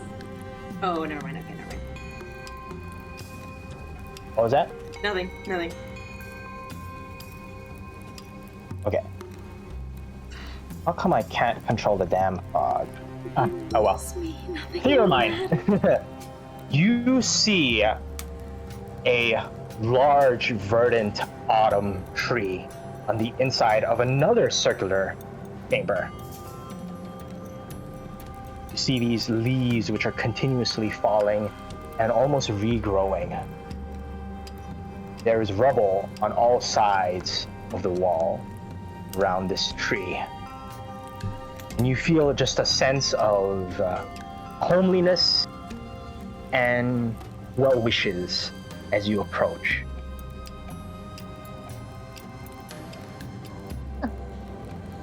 Good Were job, there more? sir. Braxton. Thank you. You're so smart. You're going in, right? Is that Much as anyone, I guess. Also, we didn't get to DM. finish our introduction. I'm Ritsuki. Oh, okay. Hi, Itsuki. Do you have any other title, or should I just refer to you as Itsuki? The clown. Refer to you as Itsuki the clown. Ritsuki's fine.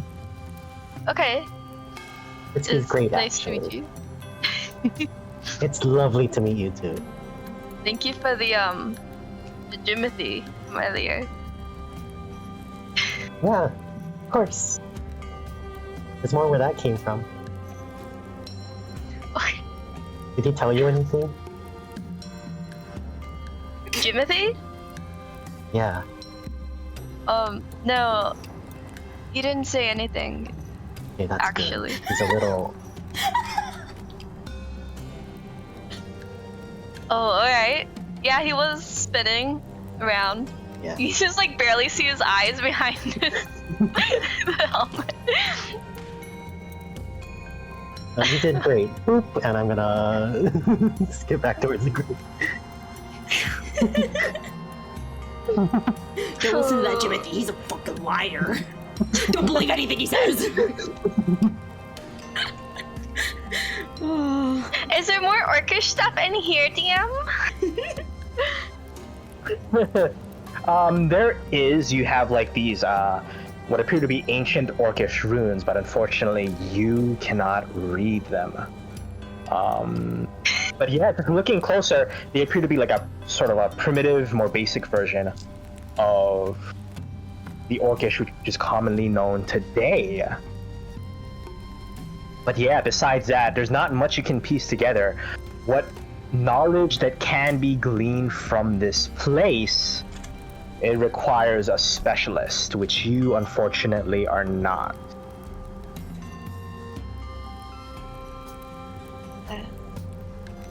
We might Okay. need a specialist to truly understand this place.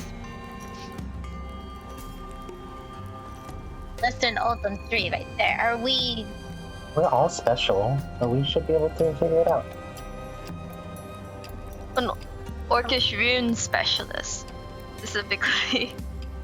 Oh yeah, I don't know anything about that. There's an autumn tree, right? Yeah, there is an autumn tree from the passageway or the chamber that opened up after you solved that riddle. You just see it sprouting from the ground. It's rather large, about like 30 feet long, up in the air, towering over everybody, and you see these leaves which are continuously falling. Are we at the autumn line? I didn't think we were close to it. Well, Can I I mean- remember if we were any at all close to the autumn line? You are not at all.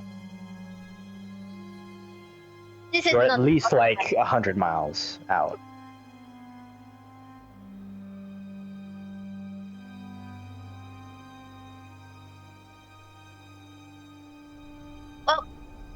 Did we walk Yeah, into this room? I'm- Sorry. I'm just gonna waltz in there. Yeah, I'm gonna walk into. Yeah, we're all in there right now, I think. I thought we were right in front. Or I cannot see you. I lost myself. No, the darkness. wait, we all have dark vision. It's okay. I ain't scared of darkness. Wait, all of you have dark Oh vision? no, the dimness. the gray colors. I know I have dark vision. Yeah, everyone has dark vision. Okay. So as you waltz into there fully and you kind of just crowd around this tree, you sense some rustling coming from the top of the tree, and suddenly just blue speckles of light, particles essentially, they start to emit themselves from the inside, from the base. As you do that, or as that happens, all of you kind of like back away a little bit. I want everybody to roll me a D4, please. Boss.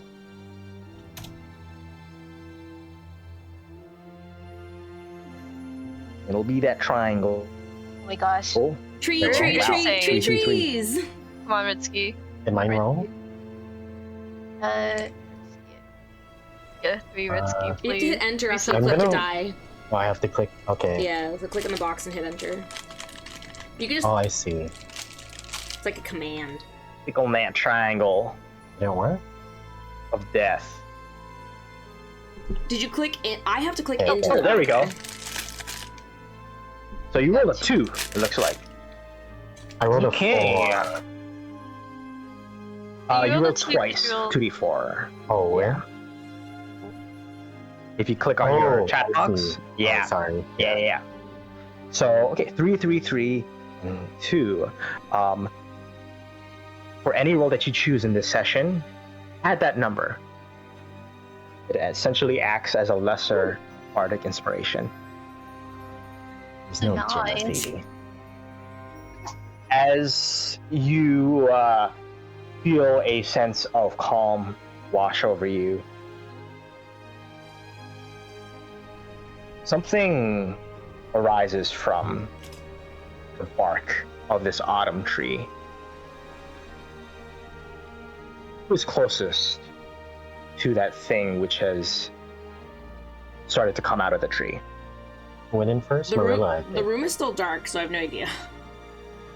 Yeah, I don't know where I'm at. Yeah, unfortunately, I think this is theater of mine. Oh, gotcha, All gotcha. of you Okay. guys are situated around the tree, the base of this tree, essentially. So, who is actually the closest to this thing? If, Yeah. if something started to come out, he would move in front of the squishy people if something was popping out of something. And I would peek out Max behind and him. Shard, both of you, kind of like start to rush up to the front and then almost bump into each other.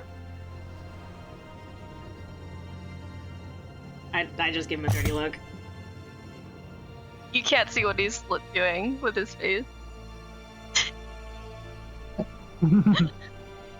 Who goes up in front, guys? Or you just want to Oh, I'm square sorry. off right there? I thought you were telling us that we both were. Oh yeah, same. I thought we were both standing in the Yeah. front. Yeah. If Shard wants to go in Definitely. front, she can go in front. He's not gonna stop her. I don't. You said something's coming out of the bark. Yes. I mean, if no one else is approaching it, I will, because I'm still looking for the presumed kid. So like, Yeah, I'll you're still looking for the presumed kid. I will go forward if no one else is making moves too. Gotcha. You move forward, and as you take a step forward, a leg comes out of the tree. It's a ghostly kind of figure. And eventually, another leg, the right one. And then 2 huge antlers outstretch out. You realize that what's coming out of this tree is a stag, a towering stag matching your tall stature, Shard. Whoa, this tree is really branching out. Playing this game seriously is gonna be so hard. I'm Yeah. realizing. I mean, I don't do anything. I just Stag watch it. finally floor. You just watch it. You kind of like move off to the side, and you're still in the front, Shard. I make space for it. If I'm You if I'm just- too close, I do like I'll make space for it to. Because you said we felt like a calm when we walked in here, right? Yeah, you Yeah, don't yeah. feel any kind of malicious kind of energy Yeah. I'll... from this. This is what you see. Oh my goodness. You see these almost rabbit ears coming from its actual ears on the top of its head. These antlers are surrounding a gem, which is floating and emitting a pulsing turquoise energy at the top of it. You stand there in awe, Shard, and can see its muzzle go up closer to you. What do you do? I'll let it. Like I'll let it approach. At most, I'm a little tense, but Okay. yeah. Do you touch it? No, but if its face is coming up at me, I might sniff it back, like little nose to nose dog action. They're kissing. Maybe touch noses if it, or like maybe let it touch my nose if I kind of lean in a little bit, like just. They're not That's very kissing, loud. Mitsuki. They're in love. Mitsuki, this is... No. And if its ears move at all, I'll mimic the motion with my frills, like I'll kind of like mirror it. Got it. It does. Kind of like twitches, like its right ear, a little bit, and you mimic that movement with your frills. As it does that, it cocks its head I'll copy it. and moves ever so closer to you. You can tell that its intention is to touch you now. I'll let it. I want you to roll me an animal handling with advantage. Ooh. Okay. Yak whisper. I'm so sorry. It's covered. Oh, there we go. And then. Thank goodness. Manage. Oh no! Oh my god! What is Teddy's that? used to Maya, Jimothy, or whatever. Making too intense eye contact or something.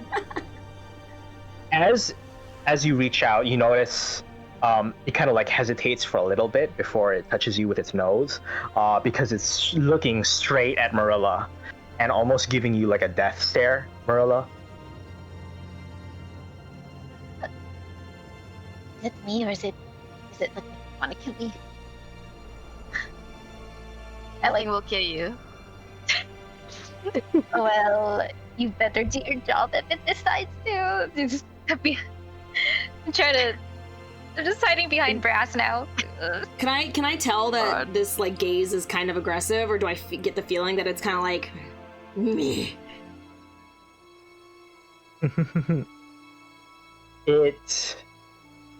You feel like it's more tense than anything, Okay. not aggressive, and it's tensing up because of the person behind you, which is Marilla. I'll maybe try to distract it by just like I'll give it a pet, kind of like maybe like down the snout to the neck, kind of just like real gentle, slow something to kind of like pull its As you attention. do that, it stays in place, and your vision suddenly flashes white. Oh shit! You see yourself in a place of worship. There are these blood red trees all around you. Peaceful. As you take in the scene, you look and see a figure in stone, an altar, a monument to some kind of god that you can't really figure out from where you're standing. You look down below you to see if it's grass that you're standing on.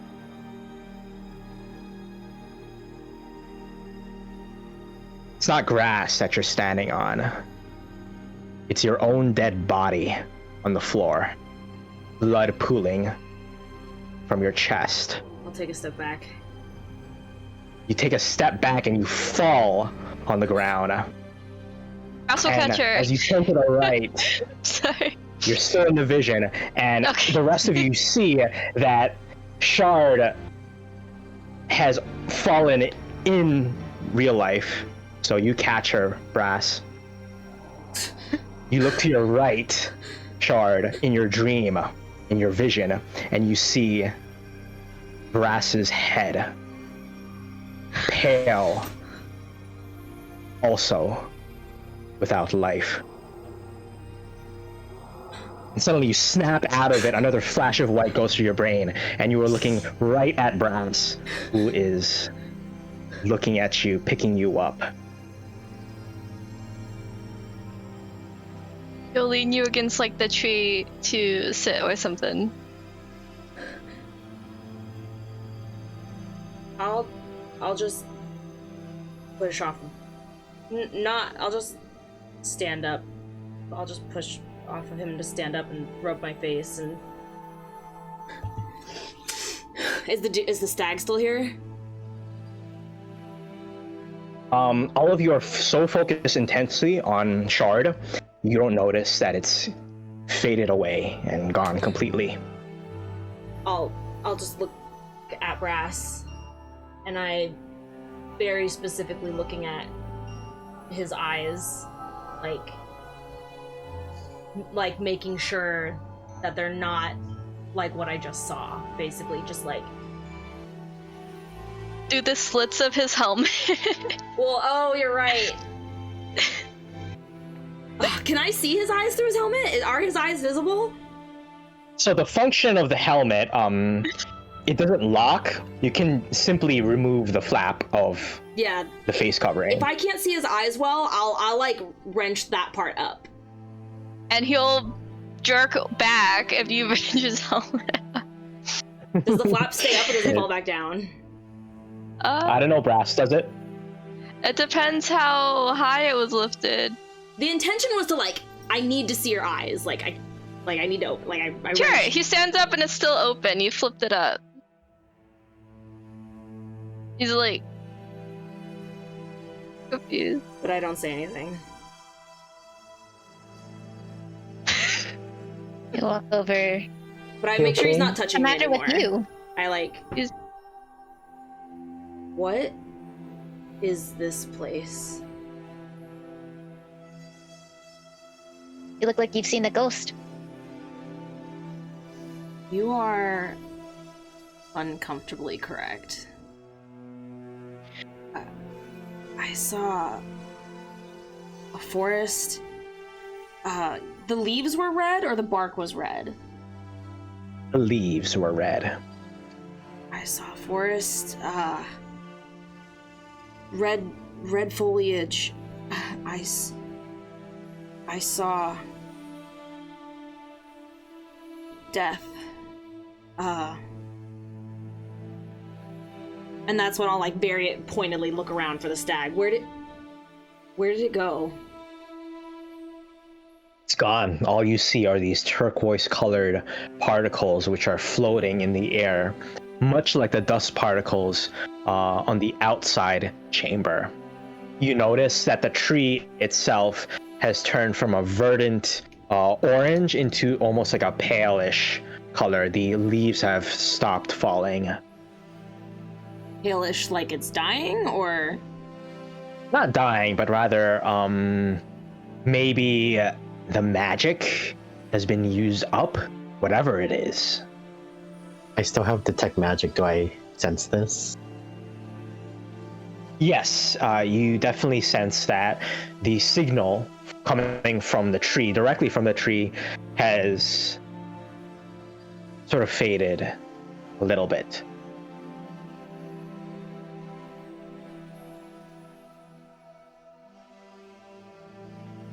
You don't really remember anything about the stag and your folklore or anything. DM, do I remember anything about a stag and orcish folklore? I know Roll me a religion check. Religion, not history. you keep asking questions that you're not proficient in. No, this is a religion. Why can't it be history? Where's religion? maybe Let's it's not a see. history thing. Would a 9 fix this?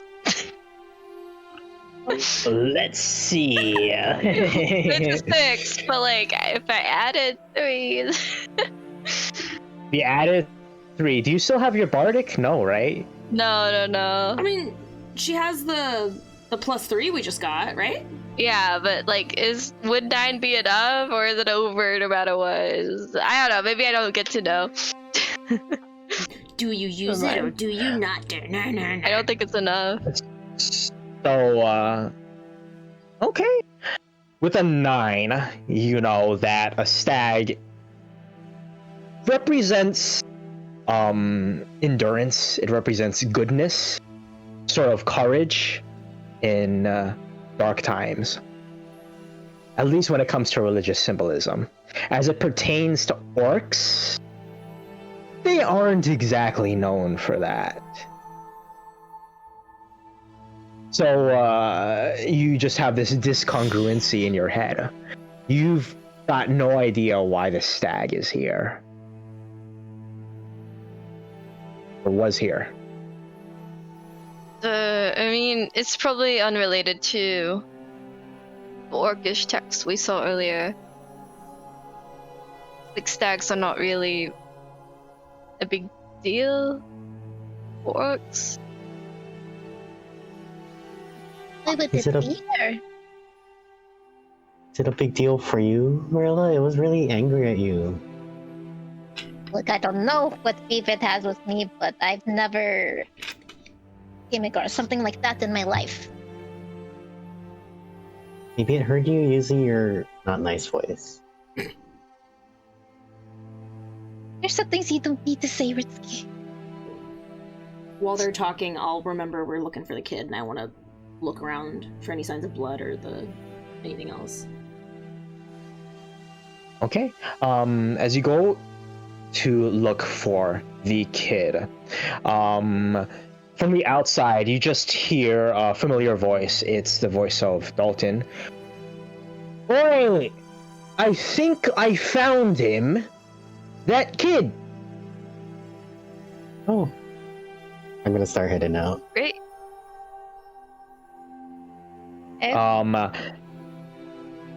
As all of you Charlie start to leaves go last. outside, She's like chamber. catching her breath. Gotcha. Is there anything else we want to do as you are the last one in line?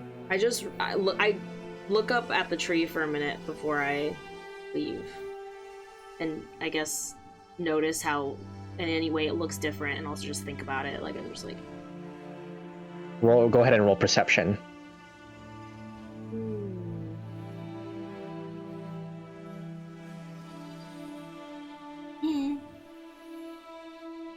As you leave, you notice that the vines have already started to cover up that passageway again.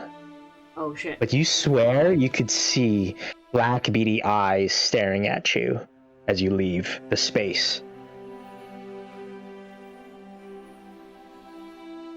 But it's like, it's like closing. It's not like I can. Yeah, I just can no longer go back. turn and follow the others. Okay. But I watch them until I can't see anymore. Like until the vines are closed and out of my sight. You know, like until the eyes are out of my sight, I watch. Yeah. As you do that, finally the vines completely cover up that door and you no longer see any eyes, but I assume that Brass is directly in front of you. You just see him kind of like look back a little bit because you're the one that was hanging behind. And once again you hear the voice of Dalton.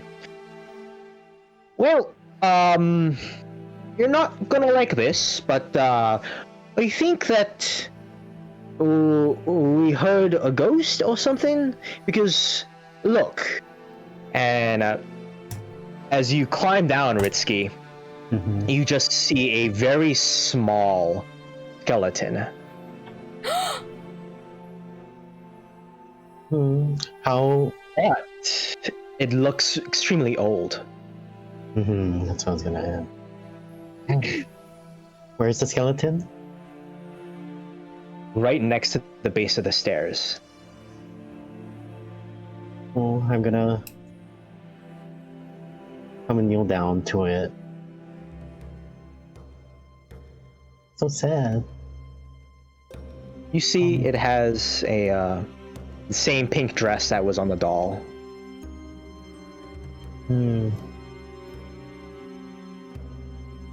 And is this the only skeleton around?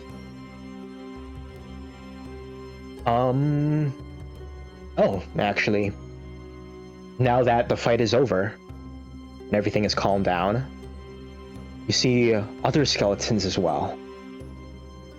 On the actual stage,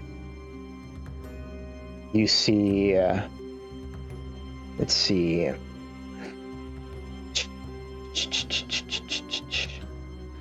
Oh.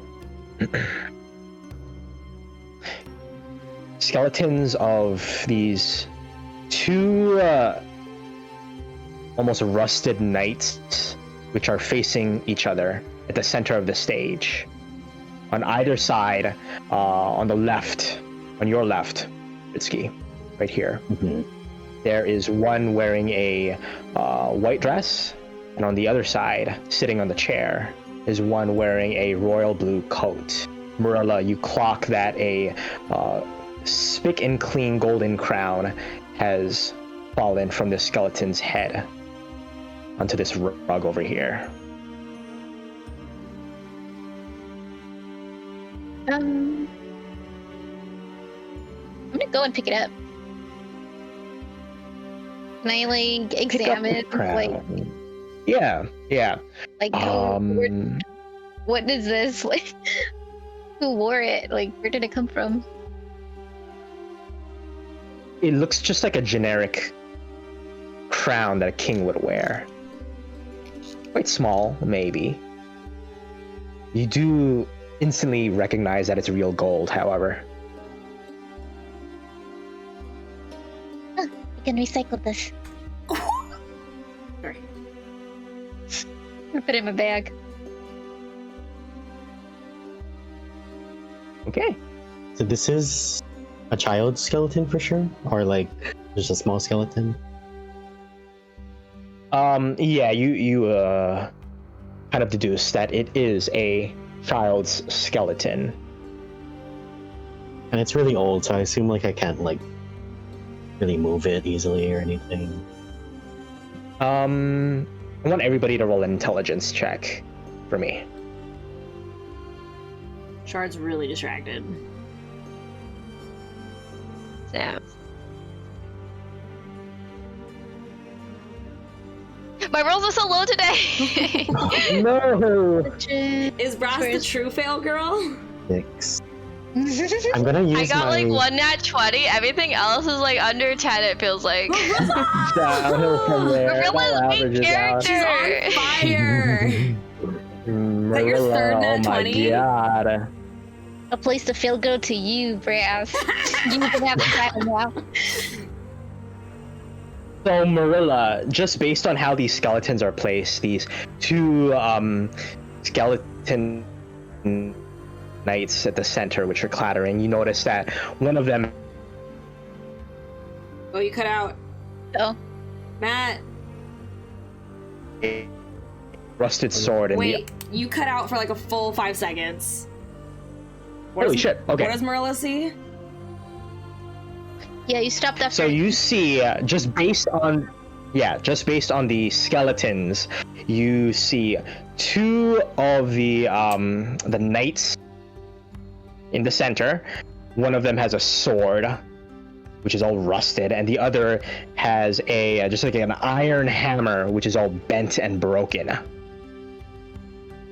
On the left and the right, the princess and the king, and you realize there was a play happening here. The kid, which is right next to the base of the stairs, is probably a spectator. you look behind you, Marilla, and you see a chest, which is just barely hidden under the shadow of these rocky ridges.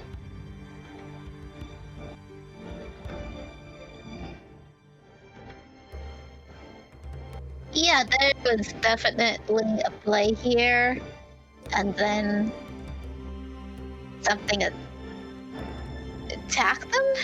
Did I see any signs of like what could have attacked them? Or like how did that? With an intelligence check, there's no sign of physical wounds or anything. If anything, it might be magic that did them in. They seem perfectly preserved, though. Wait, but they're These skeletons? Yeah. Like textbook skeletons. Stuff that you see like in medical classes and shit.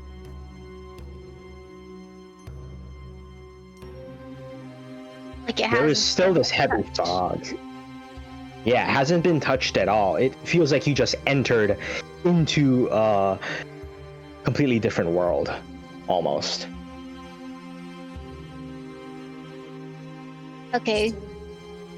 Maybe we possibly may have crossed into another plane or dimension, because no way this was just at the edge of the woods. I'll take another handful of dust and throw it in the air again. You do that, and you notice that, that too also stops in the air. Oh, shit. So another dimension was not on my checklist. Ugh. Can I like look at the chest? Is it another dimension, or is it there's some magical force slowing down time, or preserving it in this area? We haven't stepped far into the forest off the track. Do I still detect anything? How long is magic? I think it's an hour long. Yeah. You detect magic everywhere at this point. It's not strong, or it's not extremely strong, it's just like pervasive across the entire region. And Marilla, when you open up the chest, you just see pamphlets and books. Just like multicolored, leather-bound books. I will The keep going. the text, the titles of the books, they appear to be various sort of plays. Ancient plays, perhaps. Some you can't even read in your own language. Is there anything specific that you're looking for, Marilla? I was expecting jewels in the treasure chest, honestly. At this point, I will notice that she's looking in a treasure chest, and I also will beeline the treasure chest. Hey. Hey, yourself. And I will investigate whatever she's not currently is in her hands. I want to see what's in here too. Got it. Can I What want are to you check looking for? how do I recognize any of these books being particularly like worth a lot? Like, what is the like value of these books? These are probably priceless, if to be honest. You don't recognize any of these books at all. They're like part of history at this point. If what you saw in the chamber is connected to whatever is outside. Maybe they're, I don't know, written by ancient orcs. Some of it certainly looks orcish. Like, You even I can pick recognize it out as orcish? Yeah. At least it looks, from what you know of the written language, it looks orcish, but maybe a different form of it. You take out a particularly hefty book, And as you lift it from the chest, moving everything aside, it's gotta be at least 1,500 pages long. This thing is an epic. And when you flip through the pages, it appears to be like a poem, just an epic poem. Dibs. I assume I have my own pile on my own arms. So I'm like, Yeah, if I got my hands on the Yeah. big one first, I call dibs. I say dibs. You collect a few more of these books as well. And Marilla, as you snatch one, which is sort of leather bound in red, the chest suddenly closes tight and snaps, breaks in half, and it appears completely unopenable now. Were there still books You're just- inside, or was there? There are still books inside, but Fuck! the opening mechanism has broken. I'm scrabbling at it to try and get it open. I'm just kind of like. Roll hold on. strength check. Oh, do that first. Let's see. See how this turned out.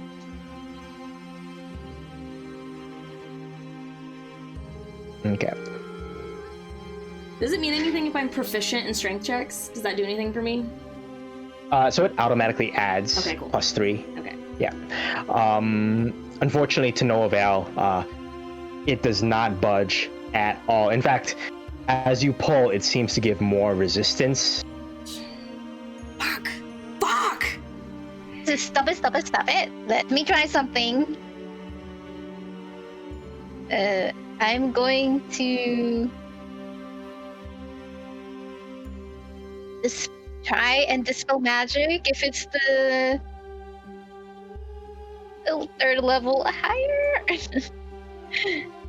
Then it should work. Oh! You want to do a dispel magic at 3rd level? Yes. Got it. As you let me just see this real quick.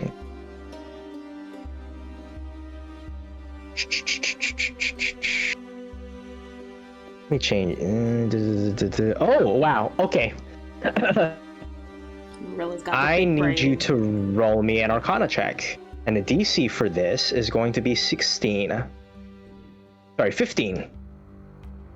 Don't forget you have that +3 inspiration. Didn't need it. Meets or beats 15. Woo! As you do dispel magic on the chest, you realize that the fog has started to lift, and you blink, and all of you are suddenly just deep into the woods. What the? There is no longer an amphitheater, and there is no longer a chest. You still have those books. Are the skeletons still here? Well, you The fixed it. skeletons are no longer there.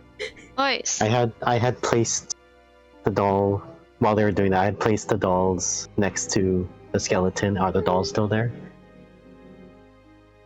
You placed it down, and when Marilla dispels magic and you blink, they disappear. But Ritsky, you feel a gentle touch of a hand on yours. You feel like somebody is smiling at you. And then eventually it fades away. I'm gonna like kind of whisper like, "Oh, bye-bye. I love you." The time right now is about 7 o'clock. without even knowing, 2 hours have passed. From somehow on top of a tree, you see Dalton's head just kind of peek out, like, that was weird. Oh, wait, is Dalton on a tree? Or Yeah. behind? He's like in the branches. Up there. Could you get down? I Stop playing don't around. know how I go up here. Well, I'll try. Let me. Let me help you, Sir Dalton. 8 hit points. You just seem a little nervous. Let me give you Shard some also help. kind of comes over like, oh, this guy's beat up. Yeah. Roll me a. This would be an athletics check, Me? Brass. Yeah, you. That's my best ability. Oh yeah, let's go. He falls from the tree, but you catch him without even missing a breath. Sort of Princess Carrie style, effortlessly. He looks up at you, he says, "Oh, my hero! Why, thank you!" Just doing my job. There you are. Sets him down.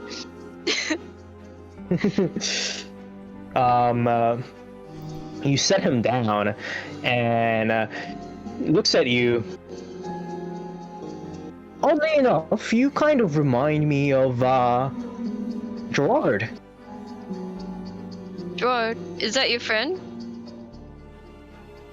I guess you could say friend. More like a partner, I suppose. He looks up at, or he looks at Marilla. Don't you think? Kind of like Gerard. He definitely Looks has Ugh. more air of capability.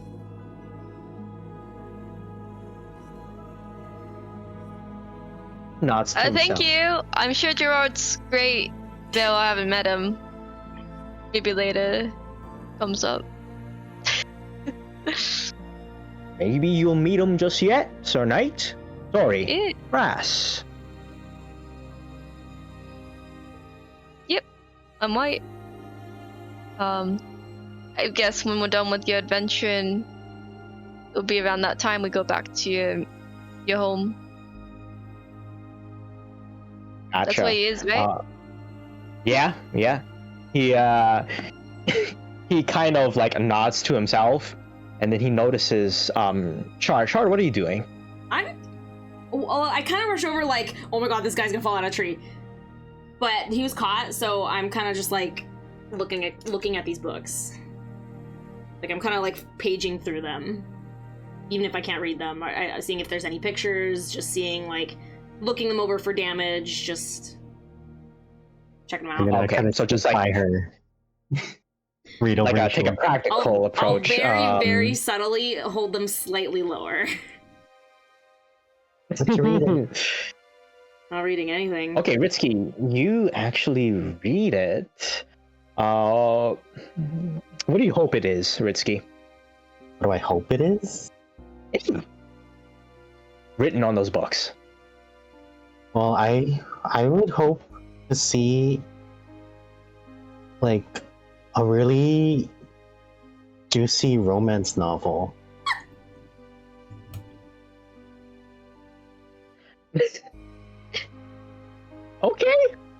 Okay.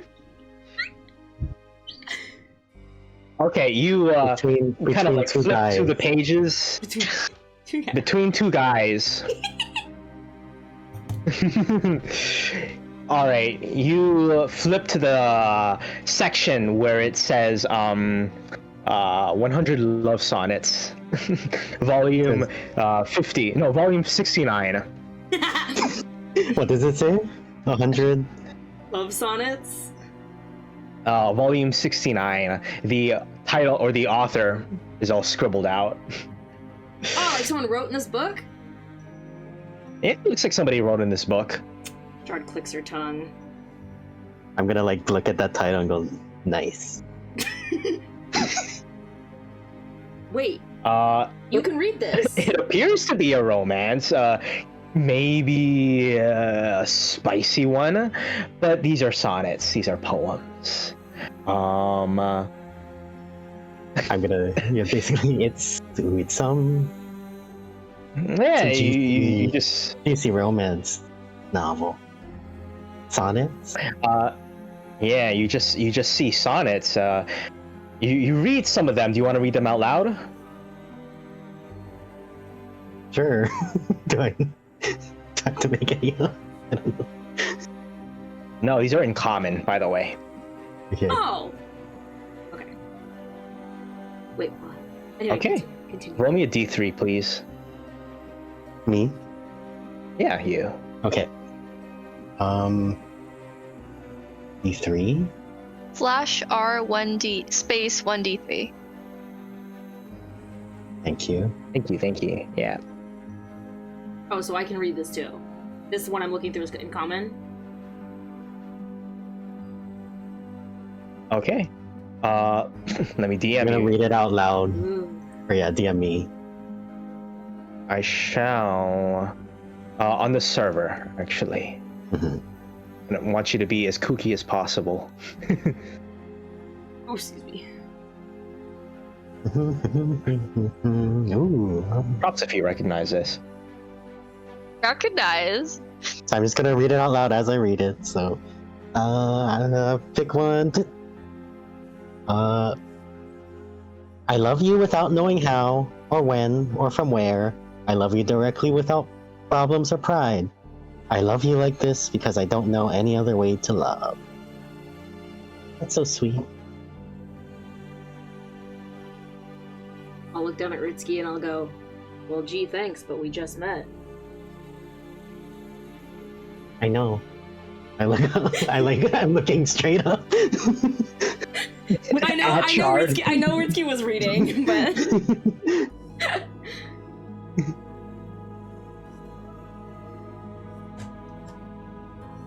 When you finish the sonnet, Dalton finally perks up. He was intently listening to that. Don't you think that we should probably get going? I'm sure the path is not too far away from here. Yeah, but You've hey, been speaking what I've been thinking in my mind the whole time we were here. that was fun, wasn't it? Plus, you must have seen some pretty crazy things in there. Crazy things we don't need Oh my to gosh, care about. there was a stag. Shard, kissed the stag. Do you think if stags and dragons had a baby, they'd be called staggins? We should get going now, right? drags. Should probably Wait, head sorry, DM. try to find the next city before it's too late and before it gets too late. Before we get sucked in another dimension I'm again. gonna skip over to Marilla and hold my hand out to try and help her off the stage. I got Come on. you. I'm not the damsel in distress. I know, you're Marilla. And Marilla's not the damsel in distress. Okay. And my hand is still out. I'm assuming I was walking down. I did not. She did not. Are there You just stairs on this stepped down. side? Okay. The stairs are over here. I'm stepping down so capably. I don't take offense to that. I'm just. I'm Marilla, sorry. Notice DM. the. Oh yeah, what's up? Sorry, you said there's like a red leather-bound book. Was that in the Yeah. chest, or was I able to grab it? You were able to grab it. Yeah.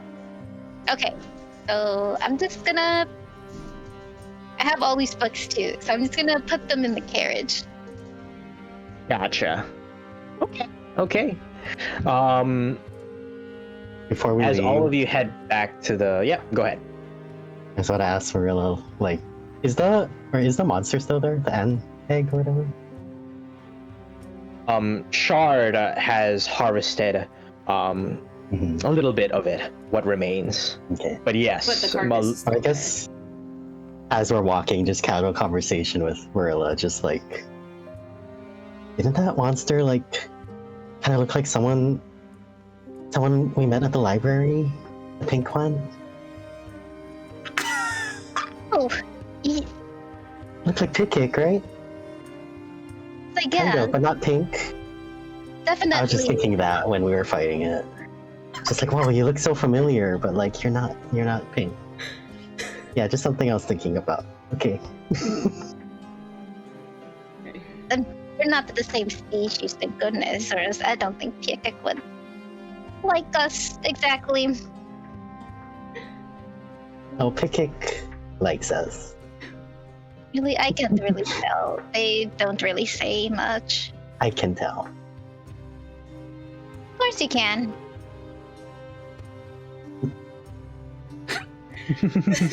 We continue walking back to the carriage. While we're Got it. walking, because one of the books I have is in Orcish, right? Or like looks vaguely Orcish. Yes. I'll fall into step with Brass, and I'll hold it out. And I'll be like, Orcish. And he'll say, okay.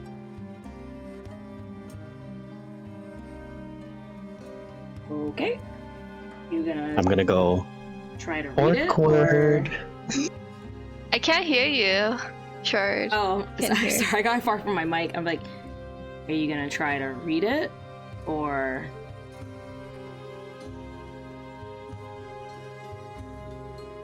You can hear him like breathe a little bit louder, and he takes the book.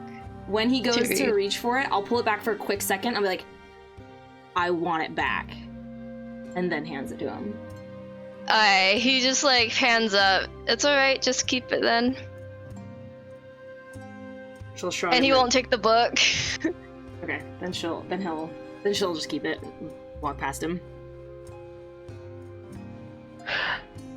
I don't mind to ask, but the two of you seem to got some bad blood, right? Am I seeing this right? Witsky, Lady Buffon. Now that you mention it, Dalton.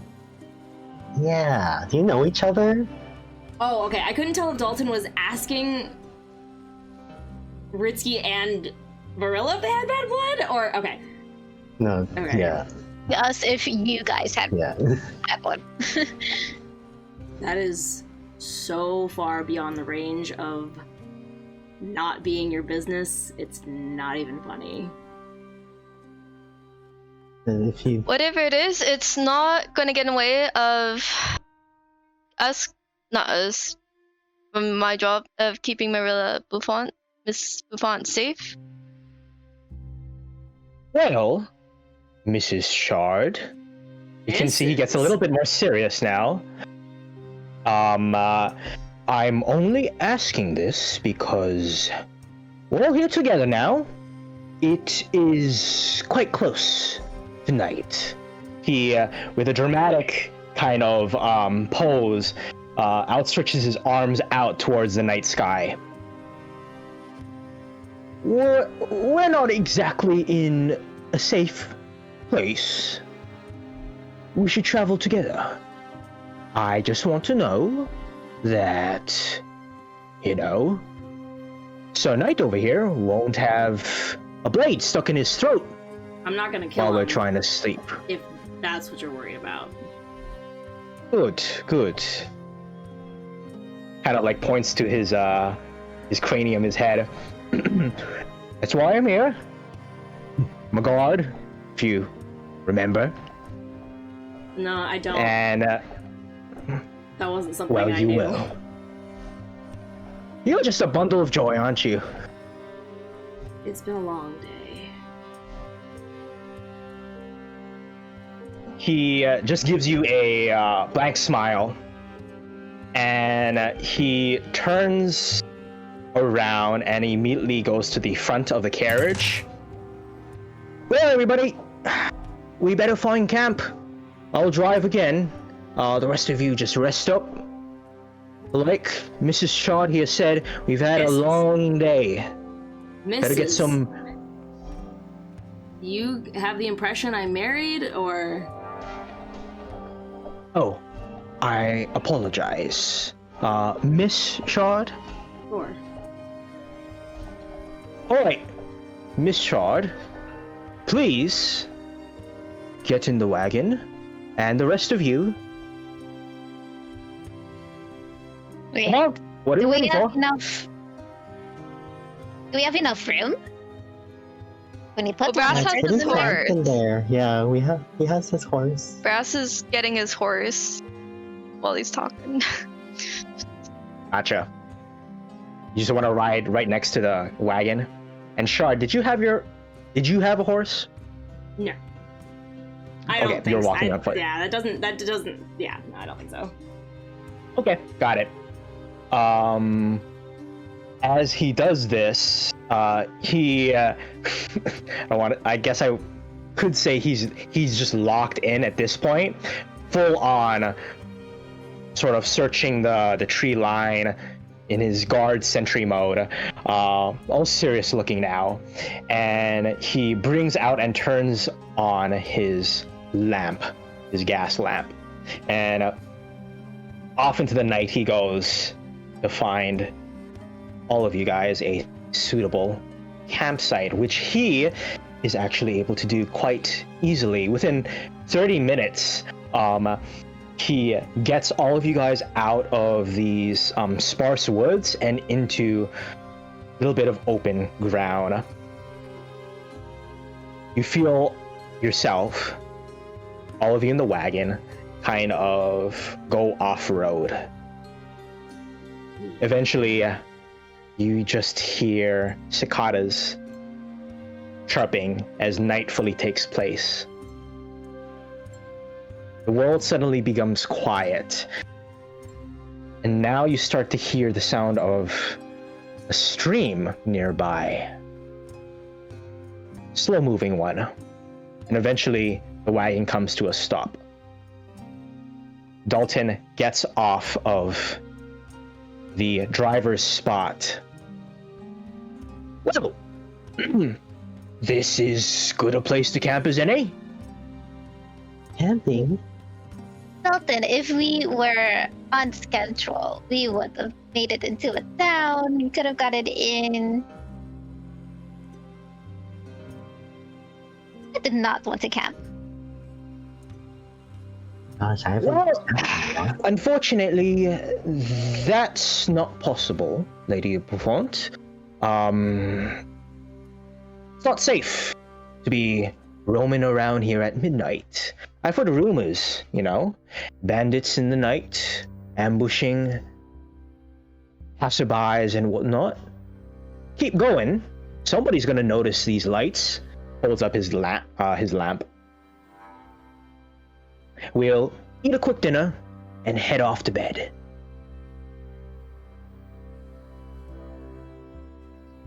Yeah. Just think twice before you stop to pick pickled berries or whatever. They weren't pickled. He nods at you very sincerely and starts taking out from his large backpack, leather backpack, a little bit of timber wood. I want everybody to roll me a survival check as you guys just start to set up.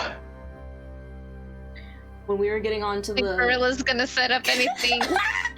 when we were getting onto the cart. Oh, sorry. I'm curious to see what happens. When we were getting onto the cart, when they were like, "Oh, join us," Natural one. Shard, she hesitated for a minute, and she looked over at Brass, and she got on the cart.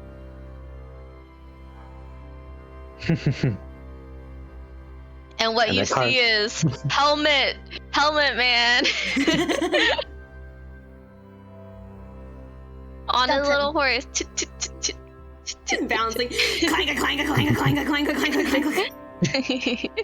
I will say when Shard gets in the carriage, like a really tight squeeze, so someone has to like take down curtain that someone set up, like splitting this entire carriage in two, basically, for some reason. So we did have to take that down to help Shard fit. What did it take off to the side a little bit, or a little bit more off? Can I take off to the side again? Oh yeah. So, you'd have consulted with me first about inviting this dragonborn. He doesn't take too fondly to me, you know. But I didn't say anything because, you know, some extra protection would be nice. You see he's about to enter his lecturing mode, but he notices that you kind of like switch at the very end there, and he's like, just rely on me, okay? I feel like she's a good person to have around, even though she might seem a little bit standoffish. Besides, Lady Buffont, let's be honest, you are not exactly the friendliest either, are you? And then he gives you like a smirk. You're lucky I'm so used to you saying those things to me. All these 10 years you've been my... What are you, like my babysitter? Why, I am, actually. Somebody's gotta keep you in control.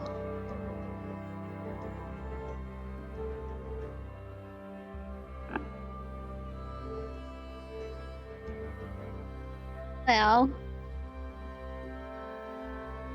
Yeah, I'm just setting my stuff up. He just gives you another smile, and then he says, I joke, but seriously, it's for everybody's own safety. Besides, I'm sure if Gerard were here, he would make the same conclusion. Perhaps.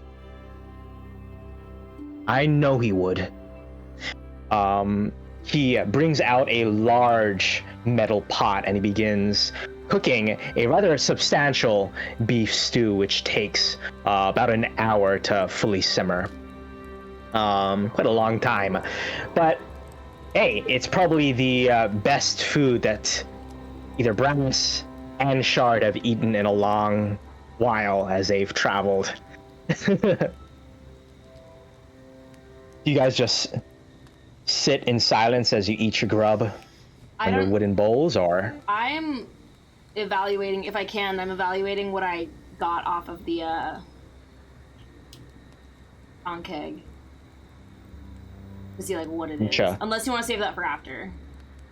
I'll save it for after. But it's We'll just from say, what yeah. I recall you rolled, yeah. It's like smaller parts.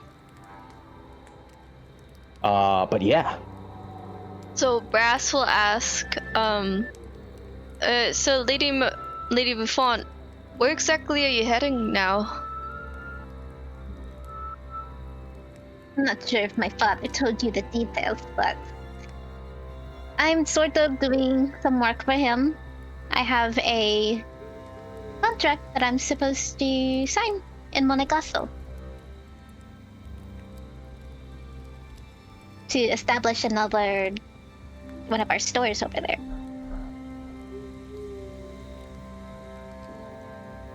Interesting. That is a beautiful place to be. Mm-hmm. It's been a while since I've been able to get there, so it'd be nice to walk around, even though this will be on business. I'm sure you'll love it. So, what made my father choose you? Just curious. Where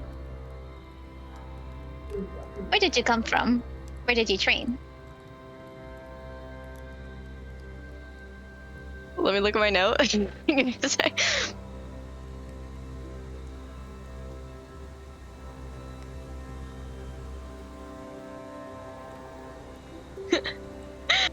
Oh, there it is. Okay. Yeah, so, well, I actually trained at the Academy of Knighthood.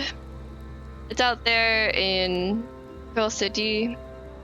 But, from what I gathered, your father came to the Iridian Order and made a request to send one of our knights to escort you. I'm not sure for what reasons.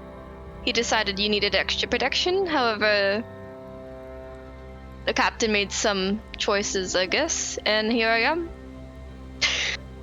Sorry, that didn't sound very convincing, but I've been doing this my whole life, so I think you're in good hands. I sure hope so.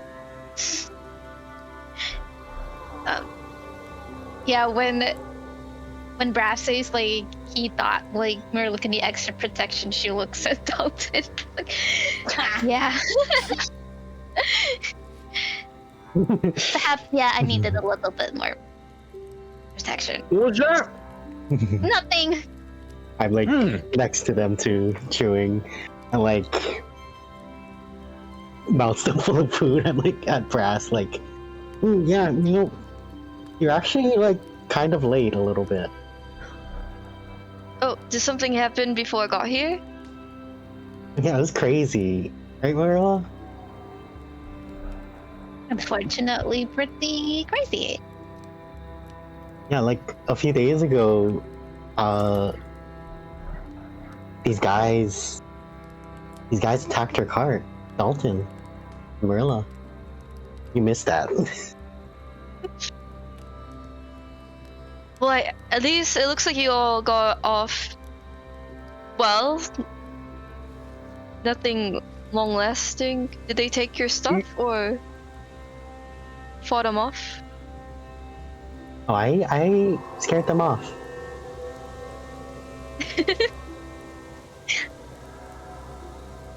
Bass is like helmet's off. He's just like armor's like off. It's on the side. He's just like looking at you like. Even Shard looks at Ritsuki at that. They used. I'm gonna like use. I'm gonna use my minor illusion cantrip to kind of just make like a tiny grizzly bear illusion spectral in my hand, just like make it look like it's roaring and all. Like that, but like bigger, you know? Oh, that's very nice, actually. Thank you. You have a great imagination. Also, your arms are really nice. Okay. Yeah, his like non-armored outfit is like his sleeves still go to like here, but it's like you can see his body now, I guess, if that's what you care about. I was there. It was actually quite impressive. Yeah, Throughout dinner, it was life-saving, to say the least. Throughout dinner, I've been throwing glances at Brass. Not like bad looks. I've just been like looking at him, just glancing every once in a while. And Brass is very much eating his food and looking at like the other party. He You don't want to tell us anything. You too. Huh? You too. The tension. I'm sorry, but it's getting very uncomfortable. You know, the vibe. You don't want to travel with that kind of stuff, you know? You don't have to. I'm off to Monae Gaso, and I'll get there with or without you. The cart's nice, though. I'll admit. Like a lot of the heat in her voice is like not really there, like it was. Just sounds very tired. Dalton notices this and he says, as he finishes up his last bowl, well, I think I should take first watch. Rest of you, off to bed. I do need one other person though, if anybody wants to join me. I only need to sleep for like 4 hours, so I can help. Ah, because you're an elf, right? Yeah. Yeah. Okay.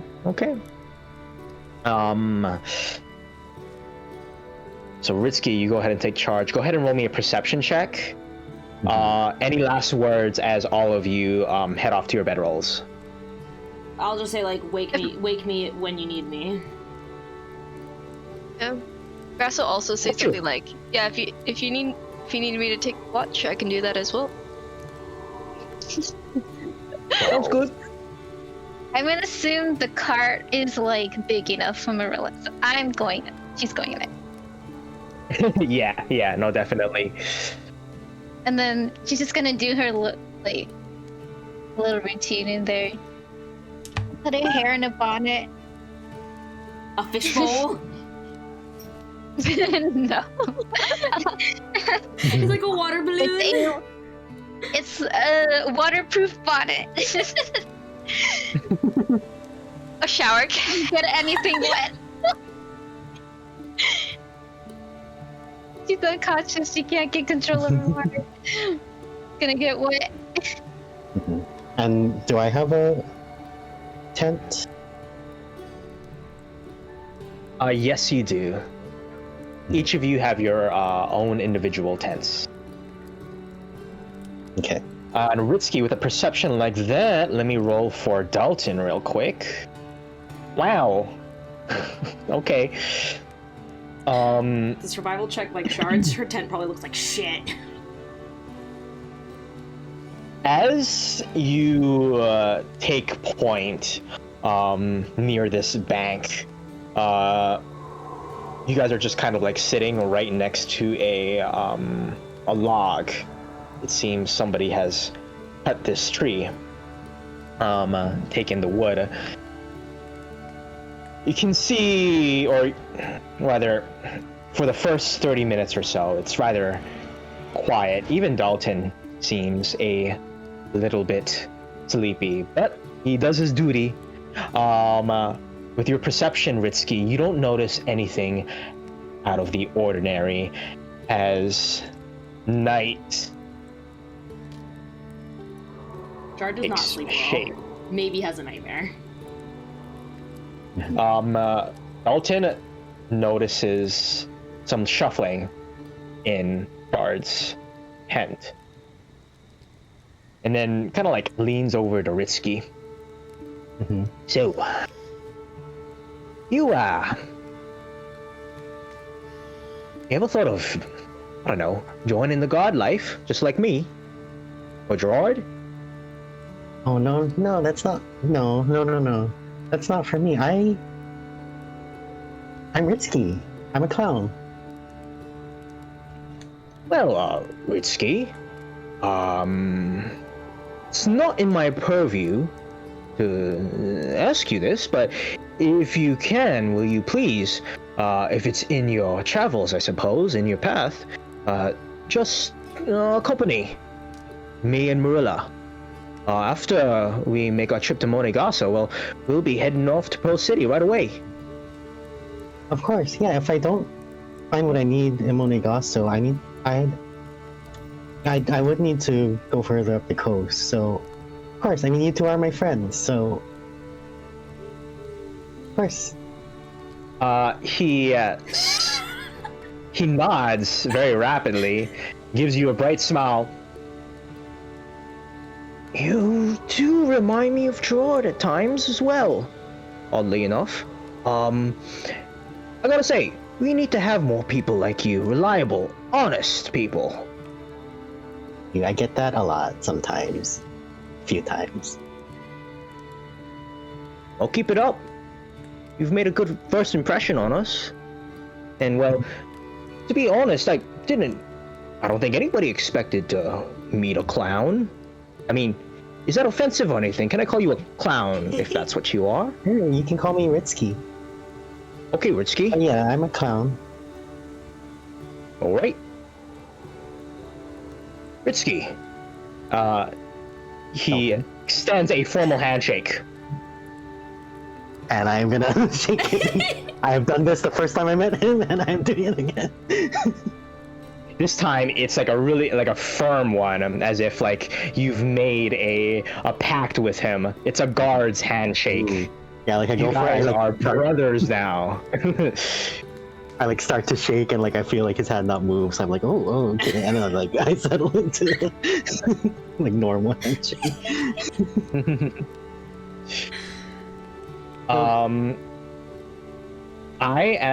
I need to pee too. Cool. Bathroom break. Okay, I'm dancing a little bit. I was like, oh. I will have something to say to Dalton after. Do you? Okay. And then also, just a heads up, Shard and Brass, both of you are up next. Whoa. Dalton is gonna call both of you. No. Okay. Okay, pee break. Pee break. Oh my gosh.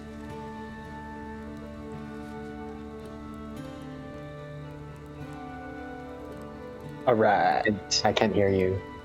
Oh yeah, you are muted. It looks like, Shard. Well, shit. Welcome back, ladies and gentlemen, to the continuation of episode 1 of Bards and Crabs. If you remember, Last we left off. yeah, the last we left off, our heroes were at camp, stopped camp for the night. Dalton and Ritsuki had some quite, I wouldn't say insightful conversation, but we enjoyed it nonetheless. Now, what our heroes don't know is they're about to be put on guard duty together! That's pretty good. claps all around. What did I miss? Just me doing my newscaster voice. Oh, you have a good one too. Thanks. That's a really good one. Everybody is back though, and MPs. yeah. So Dalton just kind of like after that handshake, his smile just turns into a look of just seriousness. And then you said you wanted to say something? Or I'll ask out of character. How long have we been out here on watch? About 2 hours at this point. Mm-hmm. Okay. Well, it sounds like we're doing buddy system watch, so I think what I Yes. saying is not going to apply. I was going to ask him if he would like to take some shut-eye while I watch for a bit, because I am wide awake. Gotcha. I'm gonna say for the sake of keeping it consistent, this is how I've always done the watch system.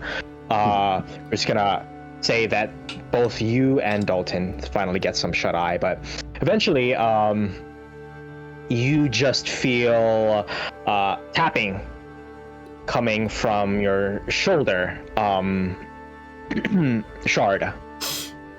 He's like holding up like a lamp, an orange lamp, right in front of your face, and he's like, "You all right?" Yeah. She like blinks really hard. Yeah. My turn. All right. Yep. Your turn. And he quickly moves out of the tent, and then checks on Brass's tent as well, opens up the tent flap and shines a light in there. She does put her armor back on. Like she puts her she slips her chainmail on. Right. Wakes up, I guess. So Dalton. Time for the switch. So Brass, yep. Alright. Clothes on, whatever. He closes the tent flap before you do that. And Thank goodness. and then he turns off the lamp and then quietly shuffles over and sleeps right underneath of the wagon. It's a safe place to sleep. So cute. Good so luck, you two. You too. Brass gets out confused, and then sees Shard. I'm kind of laughing. Okay. And then just Yes, sits by the fireplace. Jesus. On guard.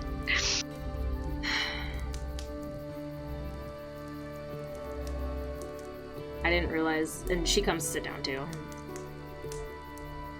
But like, not next to him, like more like across the fire. I didn't realize this was dual watch. Proper procedures, should have 2 people at least in case one falls asleep. Something happens. Makes sense. Makes sense. I want the both of you to roll me a perception check, please, for your My watch. worst. Why is it always perception? Also, before I had gone to my tent, I went. We're next to a stream, yeah. Or near. You're next to this bubbling stream. I This went brook. to like fill like a bucket or pot with water, and I bring it in with me to the tent. Okay, gotcha. Wow, look at us. High five. My -1 and your +1 makes it even 10. Oh no. 10. Everything balances out. Let me roll something real quick.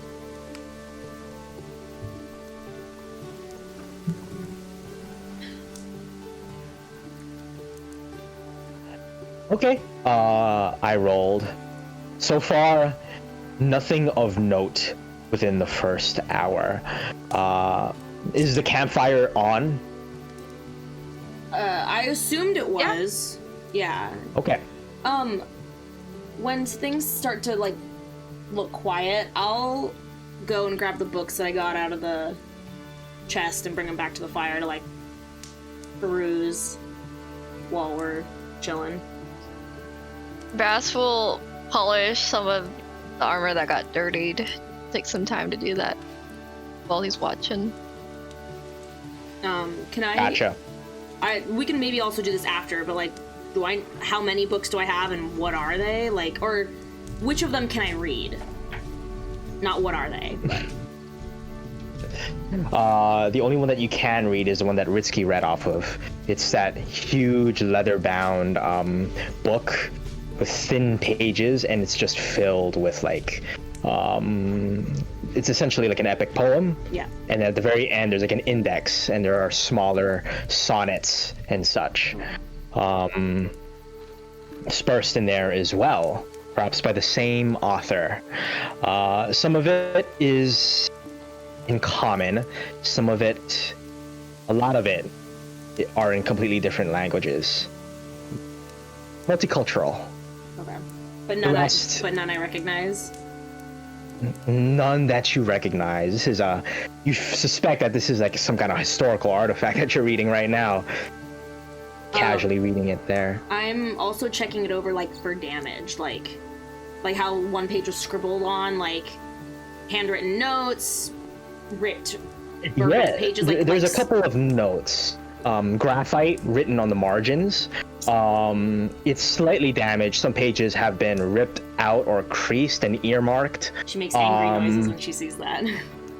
The Yeah. ripped out pages. Yep. And for the most part, a lot of it is still readable. People would pay a lot of money for this. You know that for certain, even with the damage.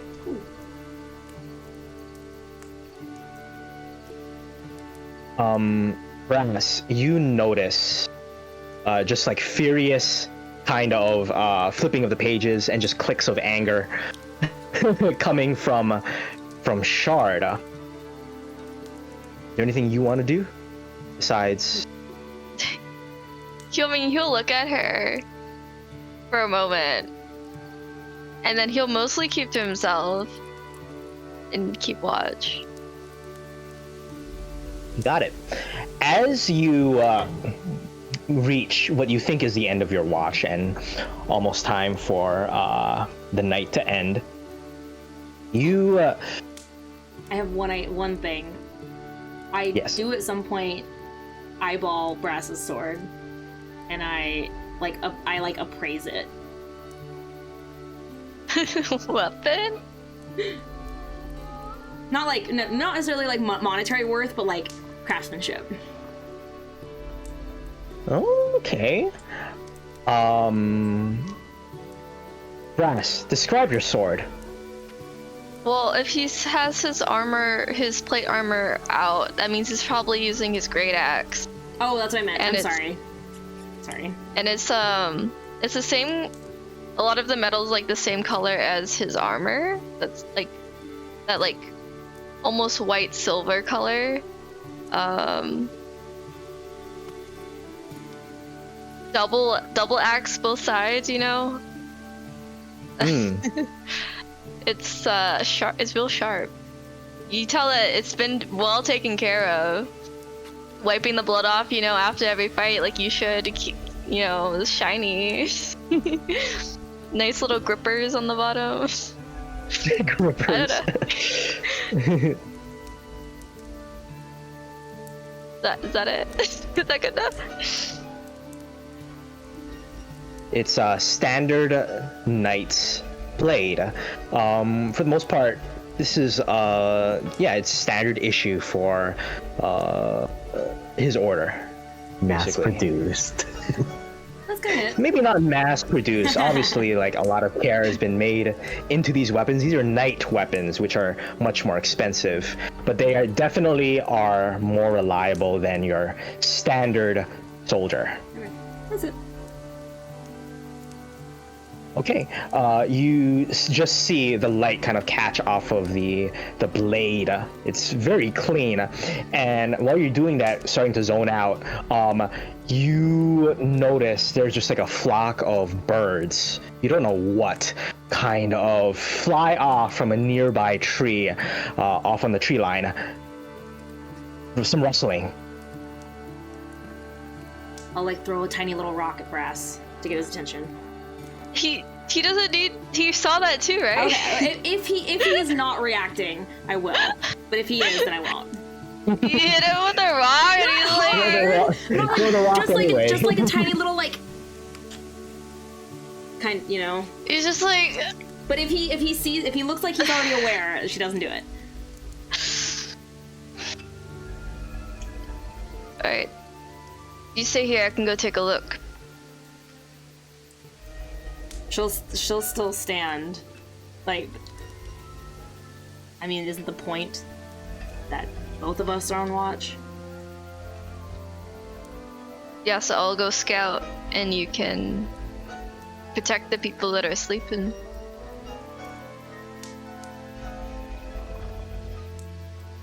She'll like let him Starts go, to but walk she's away. like keeping him in like earshot. He walks off in the direction of whatever it is over there. Are we being stealthy? With his Brass? armor on? He'll I'm just try. saying. He'll I'm just try. asking. Okay, Best go he ahead and can. roll with disadvantage. Shard would like to keep her eyes on him if possible, but like is kind of like keeping the camp on one shoulder and kind of Brass on the other. Yeah, go ahead and roll me a perception check. Me? Yeah, he's It real. is the dark. It's very dark as he heads out of the okay. the radius of the light. Ting ting ting ting ting ting. Tung, tung, tung. Oh! Whoa! How can you lose him when he's tinning in the woods? There's no getting away from me, baby! Yeah. My eyes are locked! You are razor sharp focus on Brass's figure, which is just kind of like a bumbling, I don't want to say oaf, but quite obvious out there, especially since still quite sort of an open area as he goes into the tree line to investigate the sound. Brass, roll me investigation, speaking of. Thank goodness. My heart is beating so hard for some reason. Oh my gosh. 20. As you look into the tree line and try to unveil those thrushes, those bushes, you notice no more birds. However, off in the distance, there appears to be a ravine, and across that ravine, you see the silhouette from the moon. You see a silhouette of a similar looking stag who has now stopped and looked at you.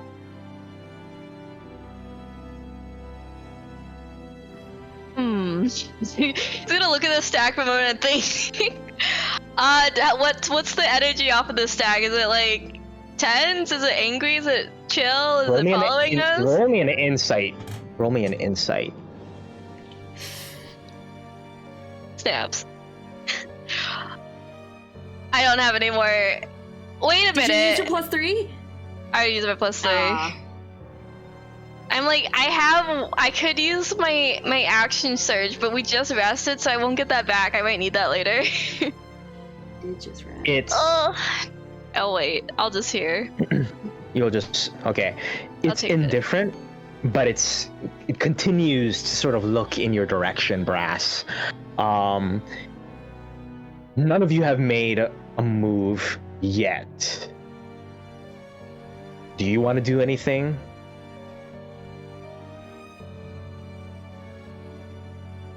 This is going to quietly walk back to the camp, keeping his eyes on the stag, watching. You step on a twig behind you.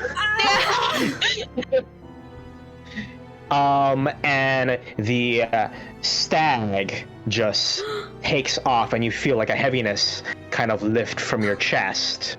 As you close your eyes and you're like, ah, shit. You open your eyes again, and what you see surprises you. You see a brilliant white horse, and on its forehead is a spiraling horn, chasing after the stag.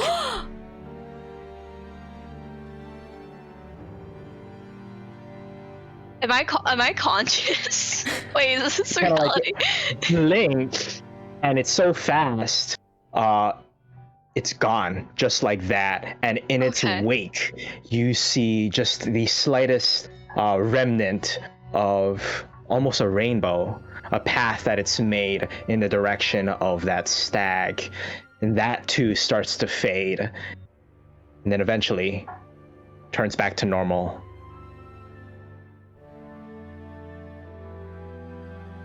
Okay. Walks back to camp. He's kind of like a little bit like, whoa, that's crazy. Roll me a survival check now. Oh my gosh, he's disoriented. No. Brass, you recognize that it's probably heading in the same path that you guys are about to be heading tomorrow. It's down the hill from the Emerald Steppes. Less woodlands and more like full-blown forest. If you're lucky or unlucky, I guess, you might encounter these creatures again if you keep your eye out. Do I know anything about unicorns? Like, in terms of... In terms of? Of, like... Do they have any cultural significance, I guess? Roll me a religion check, please. Yeah, These are all their oh! That's funny. Alright, so from between at ones, I think. Wow. With a natural 20, it's like something clicked in your mind in the night. Brass has secretly been obsessed with unicorns since she was like 5. It's associated with Mieliki, the goddess of forests. She's regarded as a good god. Neutral good god. And of course, associated with the domain of nature. The symbol is, of course, a unicorn's head. Yeah, let me actually put it in the chat.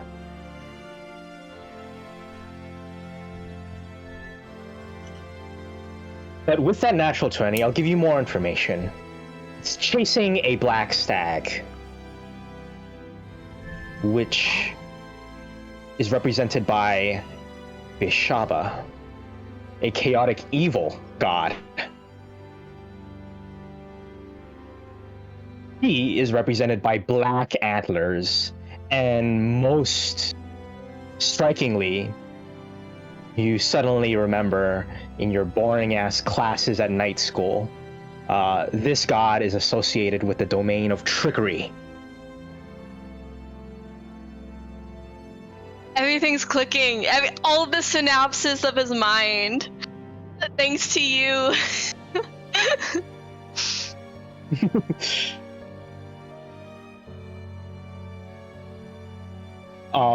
As you walk back, Brass, what is like the facial expression on your face?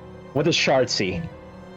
He is so serious looking right now. He's like so serious looking. His face is like, you've seen this face before, like when he's like really thinking about something that could have an impact on people's lives. Really serious thinking about it. As he's walking back. Tin tin tin tin tin. She like kind of watches him pass a little bit. Well, I'm assuming. And he'll take another seat by the fire as his synapses are working. Firing off. I'm assuming there was no trouble, but she's like looking at him real hard.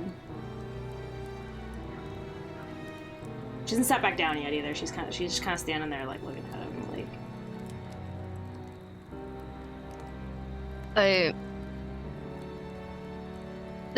There might be trouble coming. I think it'll be best to tell everyone at the same time in the morning. She just kind of nods slowly. Gets back down. Glances back out at the forest where he came from. And brings her attention back to the fire.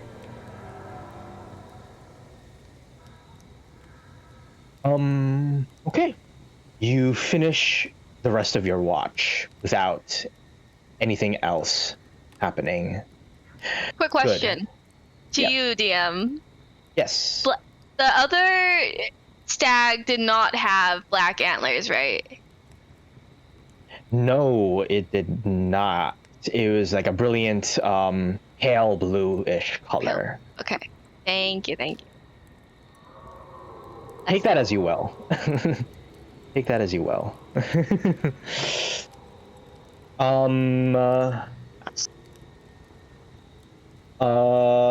As sunrise finally falls onto the Viridian Pass, Marilla, you wake up, full night's rest.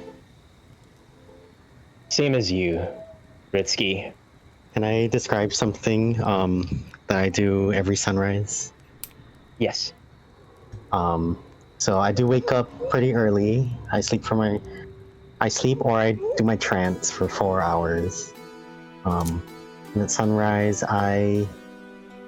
sometimes the instrument changes, but I'll say a flute now. I just play a nice tune as the sun rises that hopefully everyone can hear. And fill them with heroic inspiration. I'll do that every sunrise as long as I am able to. Got it. So this time it's a flute. Noted.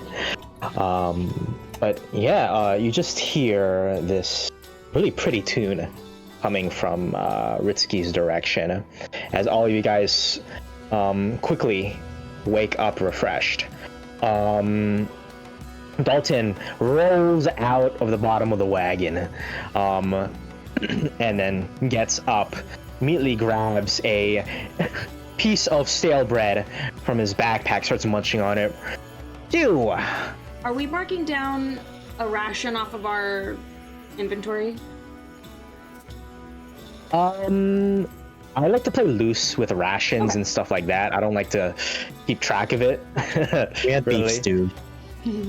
Yeah. We had Dalton stew.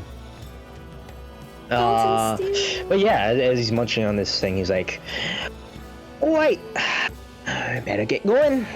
He does like his morning stretches, old man stretches. Jumping jacks, yes, jumping jacks. And immediately, like literally 30 minutes after he washes his face in the brook, calls out to everybody and tells everybody like sort of like gather in the center. All right, so group meeting, morning meeting. What's the plan today? Get to Monae Gaso, right? Yes, that is the Down plan. there. Get to the end of the Viridian Pass. We stop for no one, except for I don't know. Friends. For friends, right? And also, I don't know, maybe we could And stop sometimes to take a poop. and of course to take a poop. Yes, that's a good point. But also maybe like we could take the scenic road as well. I'm scheduled, Dalton. What the heck? I want to see. I've never I'm been with here her. before. We'll get there when we get there. I'm sure we'll be at Monae Gaso by nighttime, even if we take a few, off-road paths and see the scenery. Marilla, when was the last time you've been here?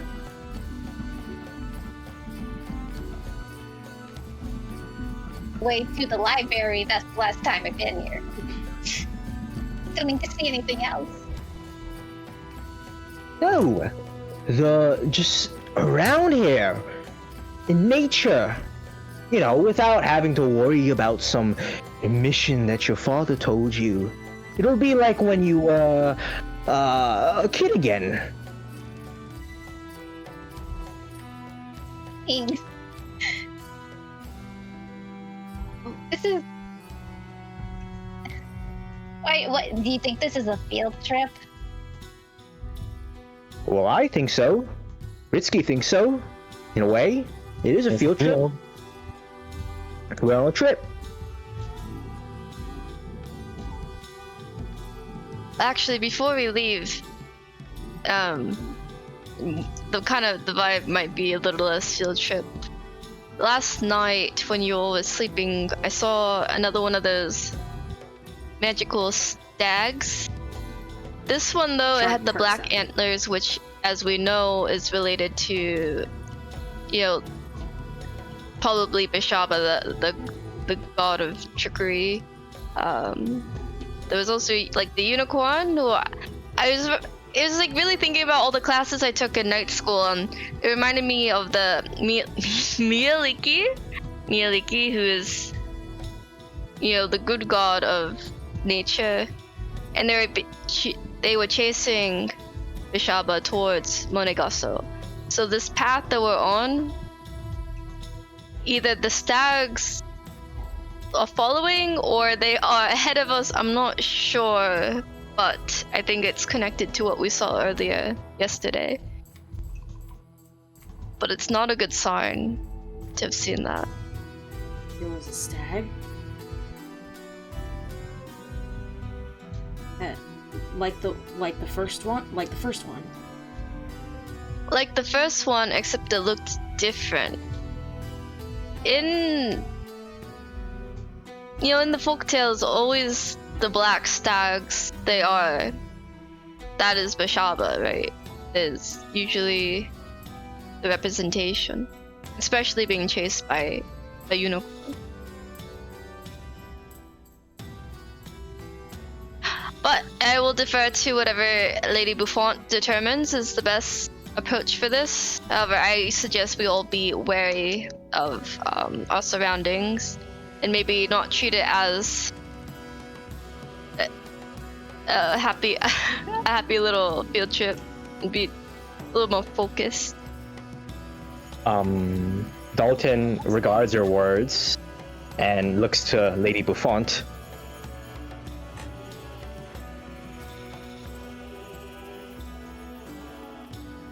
I mean, what do you want me to say? just keep doing what I set out to do. Well- First, we'll keep this in mind. I mean, that stag looked like it really wanted to kill me. Now I'm like a little bit wary, but I want to continue to sit out what I need to do. The two aren't related, right? And she kind of like looks at Brass and just like that's what you were saying, that they look different. Well, I don't really remember anything about that first stag. You know, these classes, they talk about a lot of different subjects, and I didn't remember the one about the stag that we saw first. This is not really my specialty. She just kind of looks away in thought.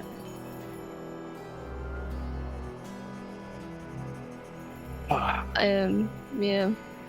Don't worry, Lady Buffon. We will protect you no matter what.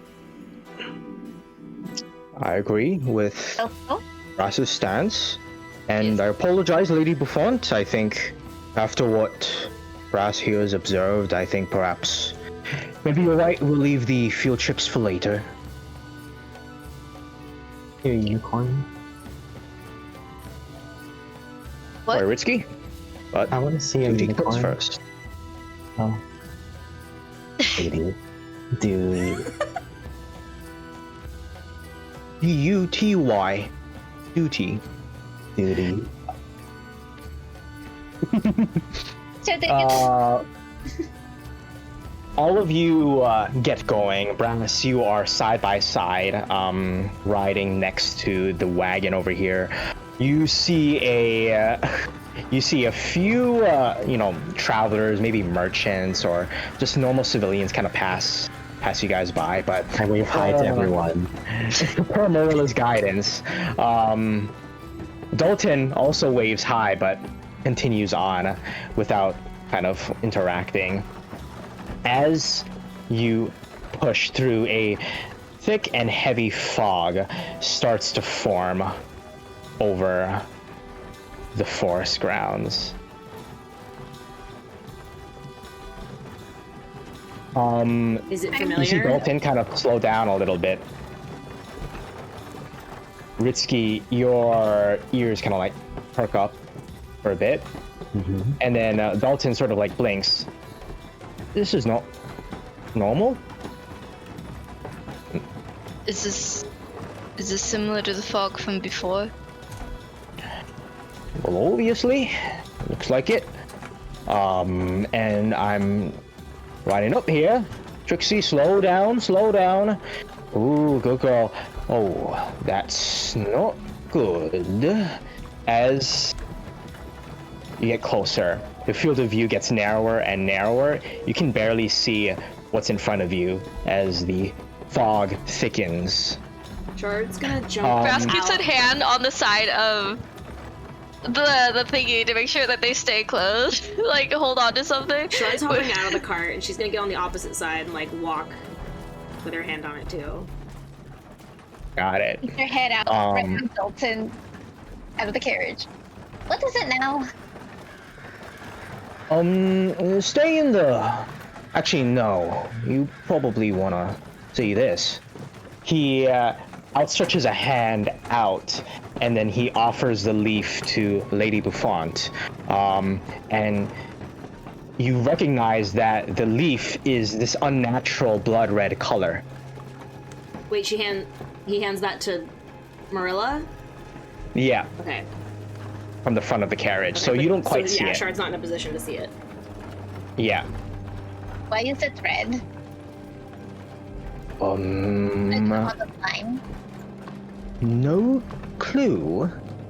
And I don't think I want to find out. Not at all. This is, So, Brass, any thoughts? Mishard, Ritsky, Rupuddle. This may be similar to what we experienced before. This red color, it reminds... Wait, just kidding. That was not... The red color was not in our... That was her dream. We didn't see the red trees. I did describe Forgot I it, said though. anything? I did describe... Oh! I did describe... I said there were trees, but they were red. Like the foliage was red. And I saw death. That's what I explained it. If these are red trees with the similar fog from before and seeing the stags, I have to think they're related in some way. Wait, are the trees around us red, or did Dalton find one leaf? It's sort of like a slow creep forward, with Dalton just kind of like reining in the two horses up front, Trixie and Dixie. Trixie and Dixie.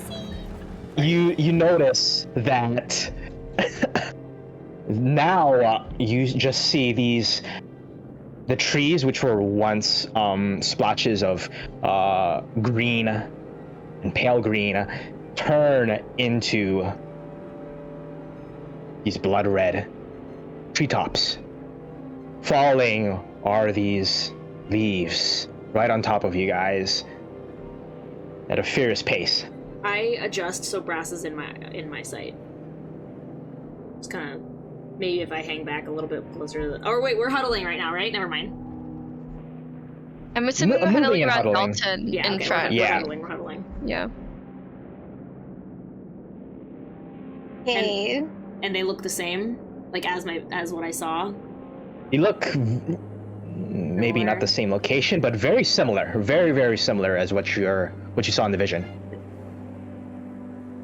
Sorry, Danae, I cut you off. You were gonna... No, just gonna say, Chad, I believe you said you saw a vision of red trees. Huh? You said you saw something like this in your vision, right? Yeah. Yeah, it's real similar. She's like looking at the leaves. She's kind of like...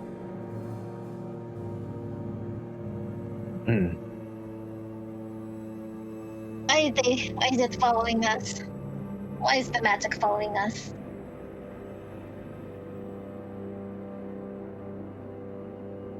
It's kind of pretty in a way. Shard right now. Shard's listening, like What? she's like taking in while everyone's talking. All right. Do we get off-road, or do we stop right now? Do we keep going? What's the plan? I say we keep going.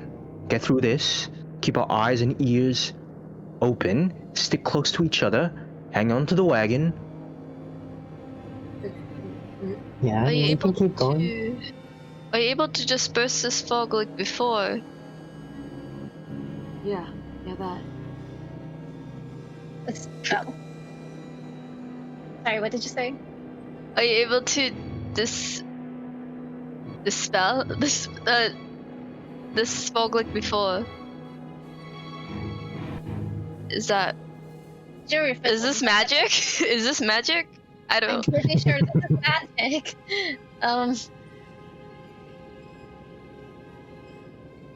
I don't.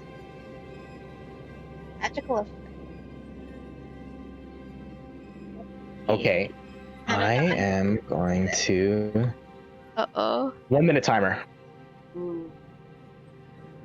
Stamps! If I try to, you think the fog For is something... I can dispel fog. Didn't you made it go away before? Just you. But that was like a certain object. So you can't... It's okay. And it's like really thick, heavy fog.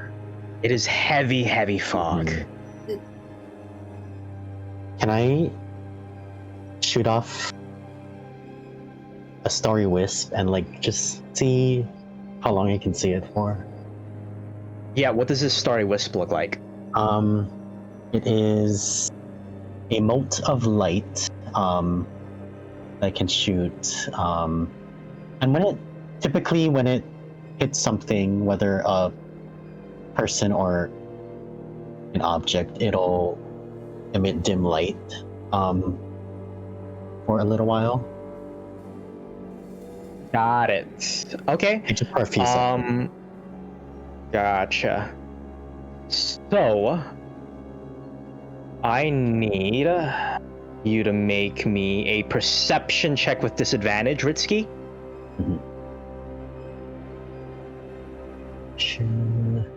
Or something. Get after. Perception check. With disadvantage. I'm gonna click it twice. That is a 10. You notice that it stops at a large, looming, almost like a stone-like structure, not more than 40, 50 feet away. It's tall.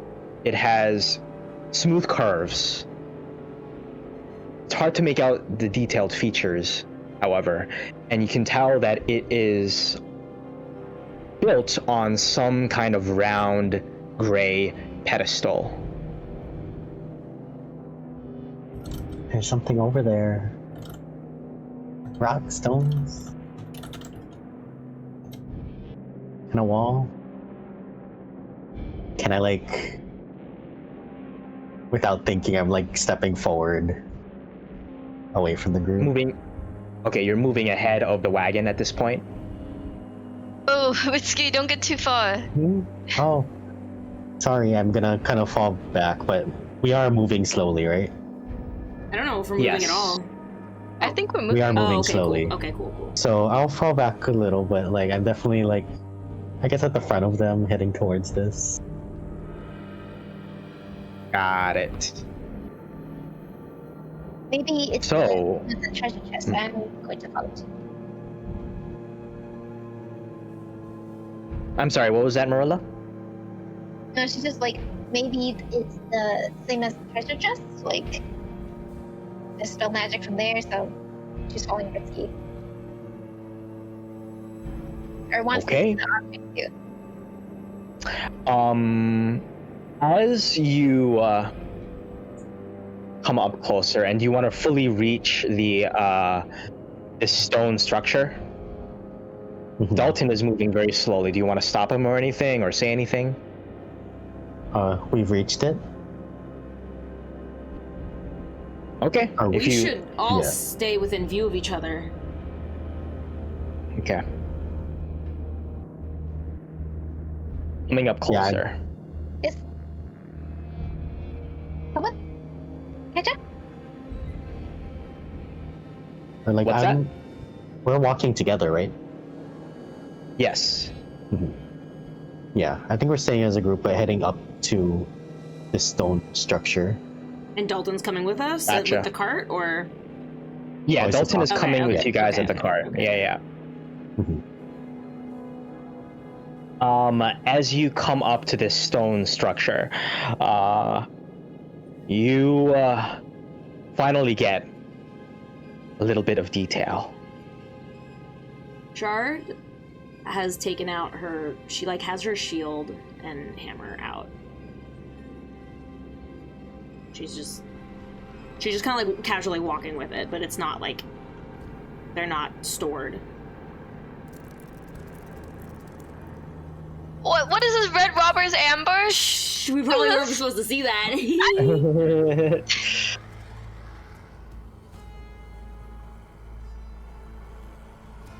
Oh, and the trees are red. DM, did you get my message? I don't know if where is it? I don't know if it's relevant. I put it on Discord because I didn't know how to send it to you here. I didn't know how to send it to you on Foundry. I don't know if it's super relevant, but I figured I'd let you know just in case.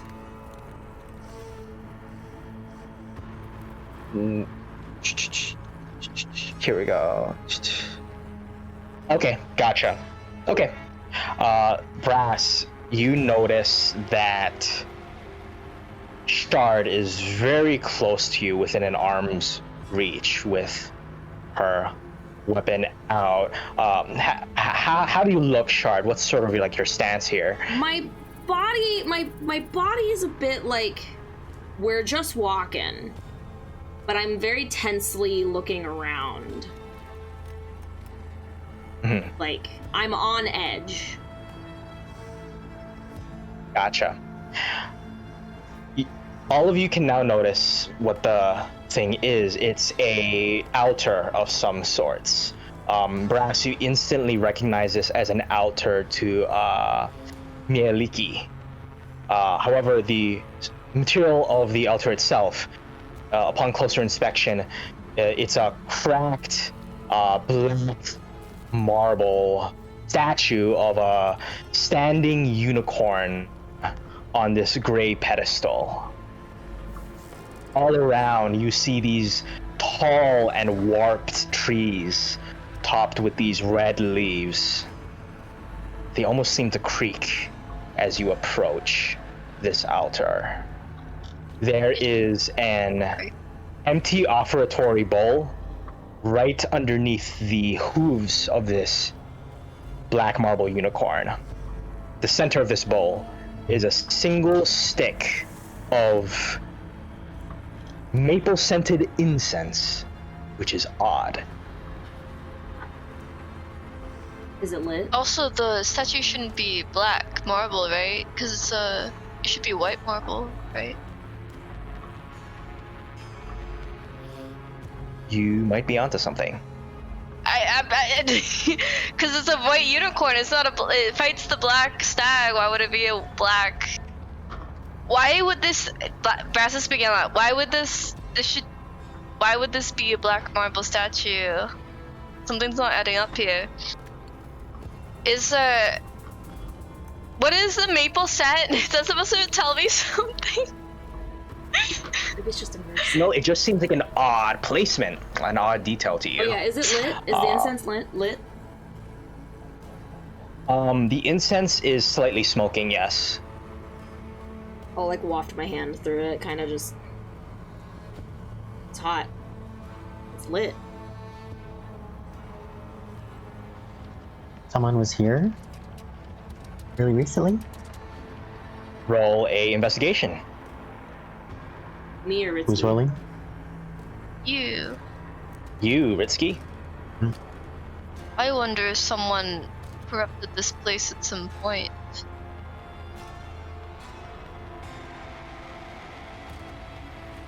This also might be a long shot, but do I know anything about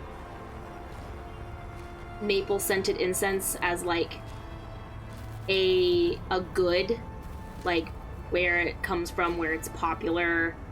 Who does that kind of make sense? Like, Yeah, just roll me a straight up. This would just be an intelligence check. You're rolling for knowledge. fuck.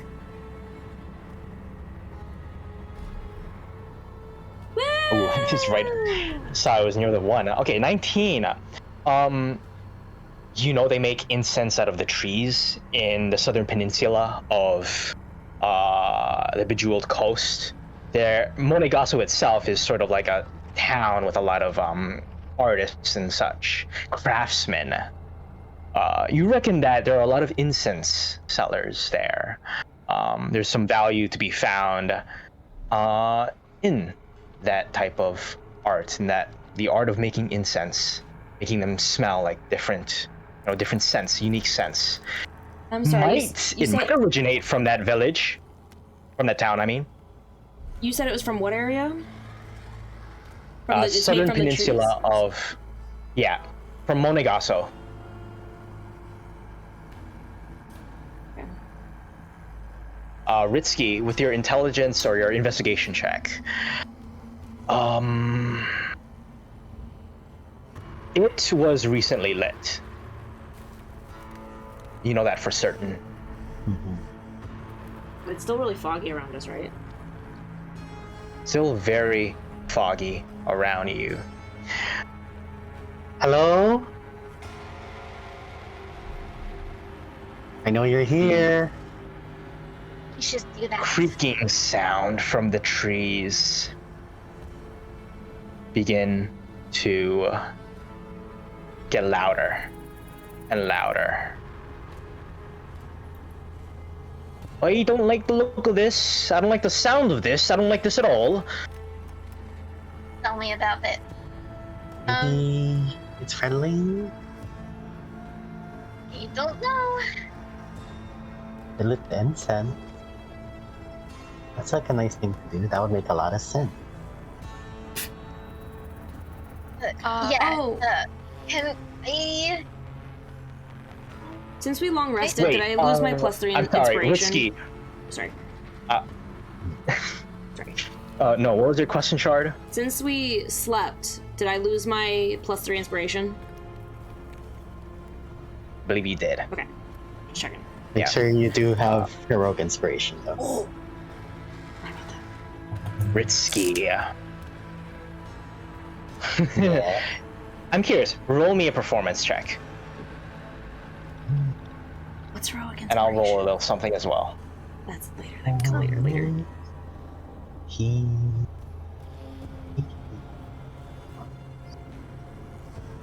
Oh, that's rolling. Oh, that's a rolling. 9 and you got 18. That's crazy. rolling. Esther plowing.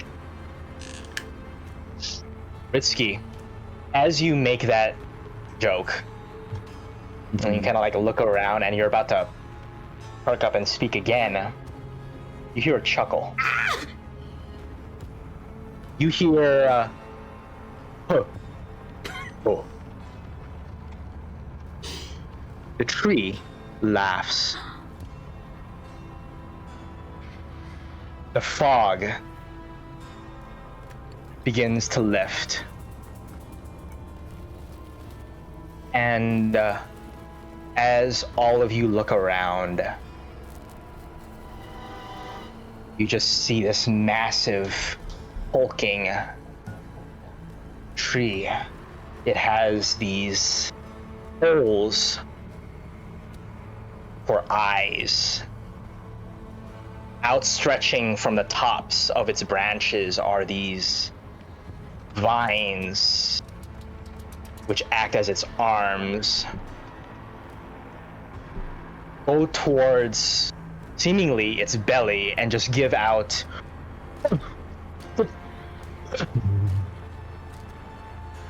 I'm like laughing along with it. Giggling softly. Tree's laughing. The tree's laughing. Hello. from on top of a nearby rock. You see a tall, lanky woman. Long, frizzy red hair with freckles. Looks to be in her 20s. She's wearing these like sheer green robes with a brown sash tied around it and a twisted black staff. Looking straight at you, Ritsky, almost like penetrating through your soul.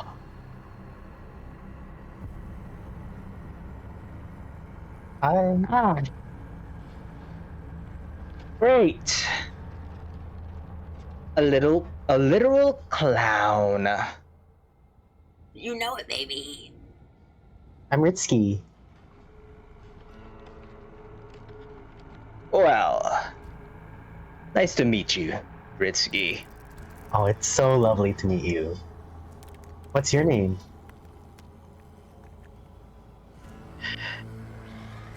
She steps down from that rock. And you see four other silhouettes coming from the shadows, from behind trees, from behind these cobblestone ruin walls. Four other silhouettes. You guys want to hear more jokes? Well, sweetheart, I don't mind more jokes. But I think we all can agree on something. The silhouettes of these shadows become clearer. One of them wearing armor, the other one wielding a bow. Either one seemingly carrying no weapon at all, but very, very small, about 3 feet tall.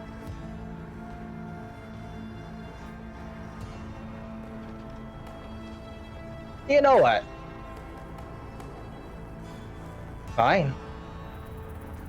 If you're the head of this circus, why don't you tell us a joke? Okay.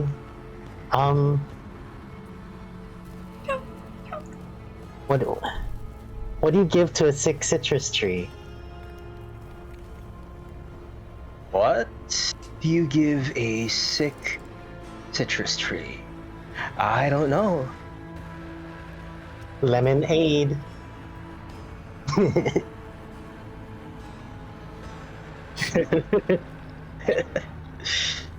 Bro just was expecting to die.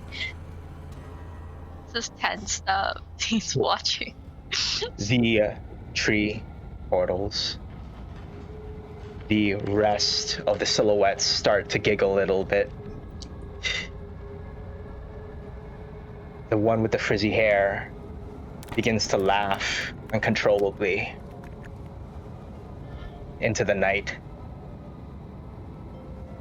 Red leaves fall, crunching against the ground.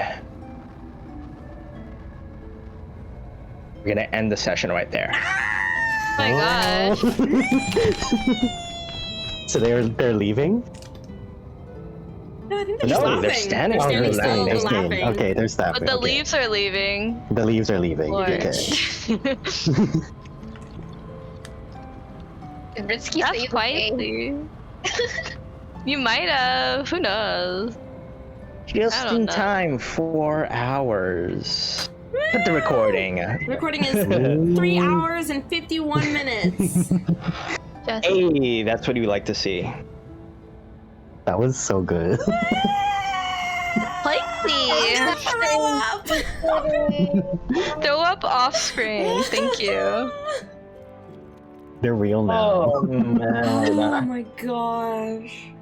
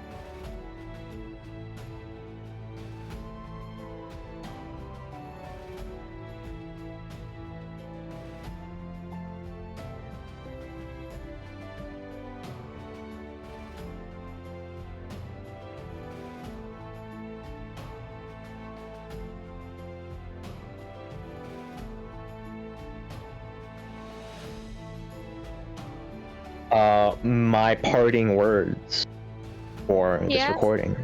Yeah. See you next time. Session 2. Tune in next week to find out. Find out what? Bye-bye. Whether Ritsky really got us out of this fight with humor. No problem.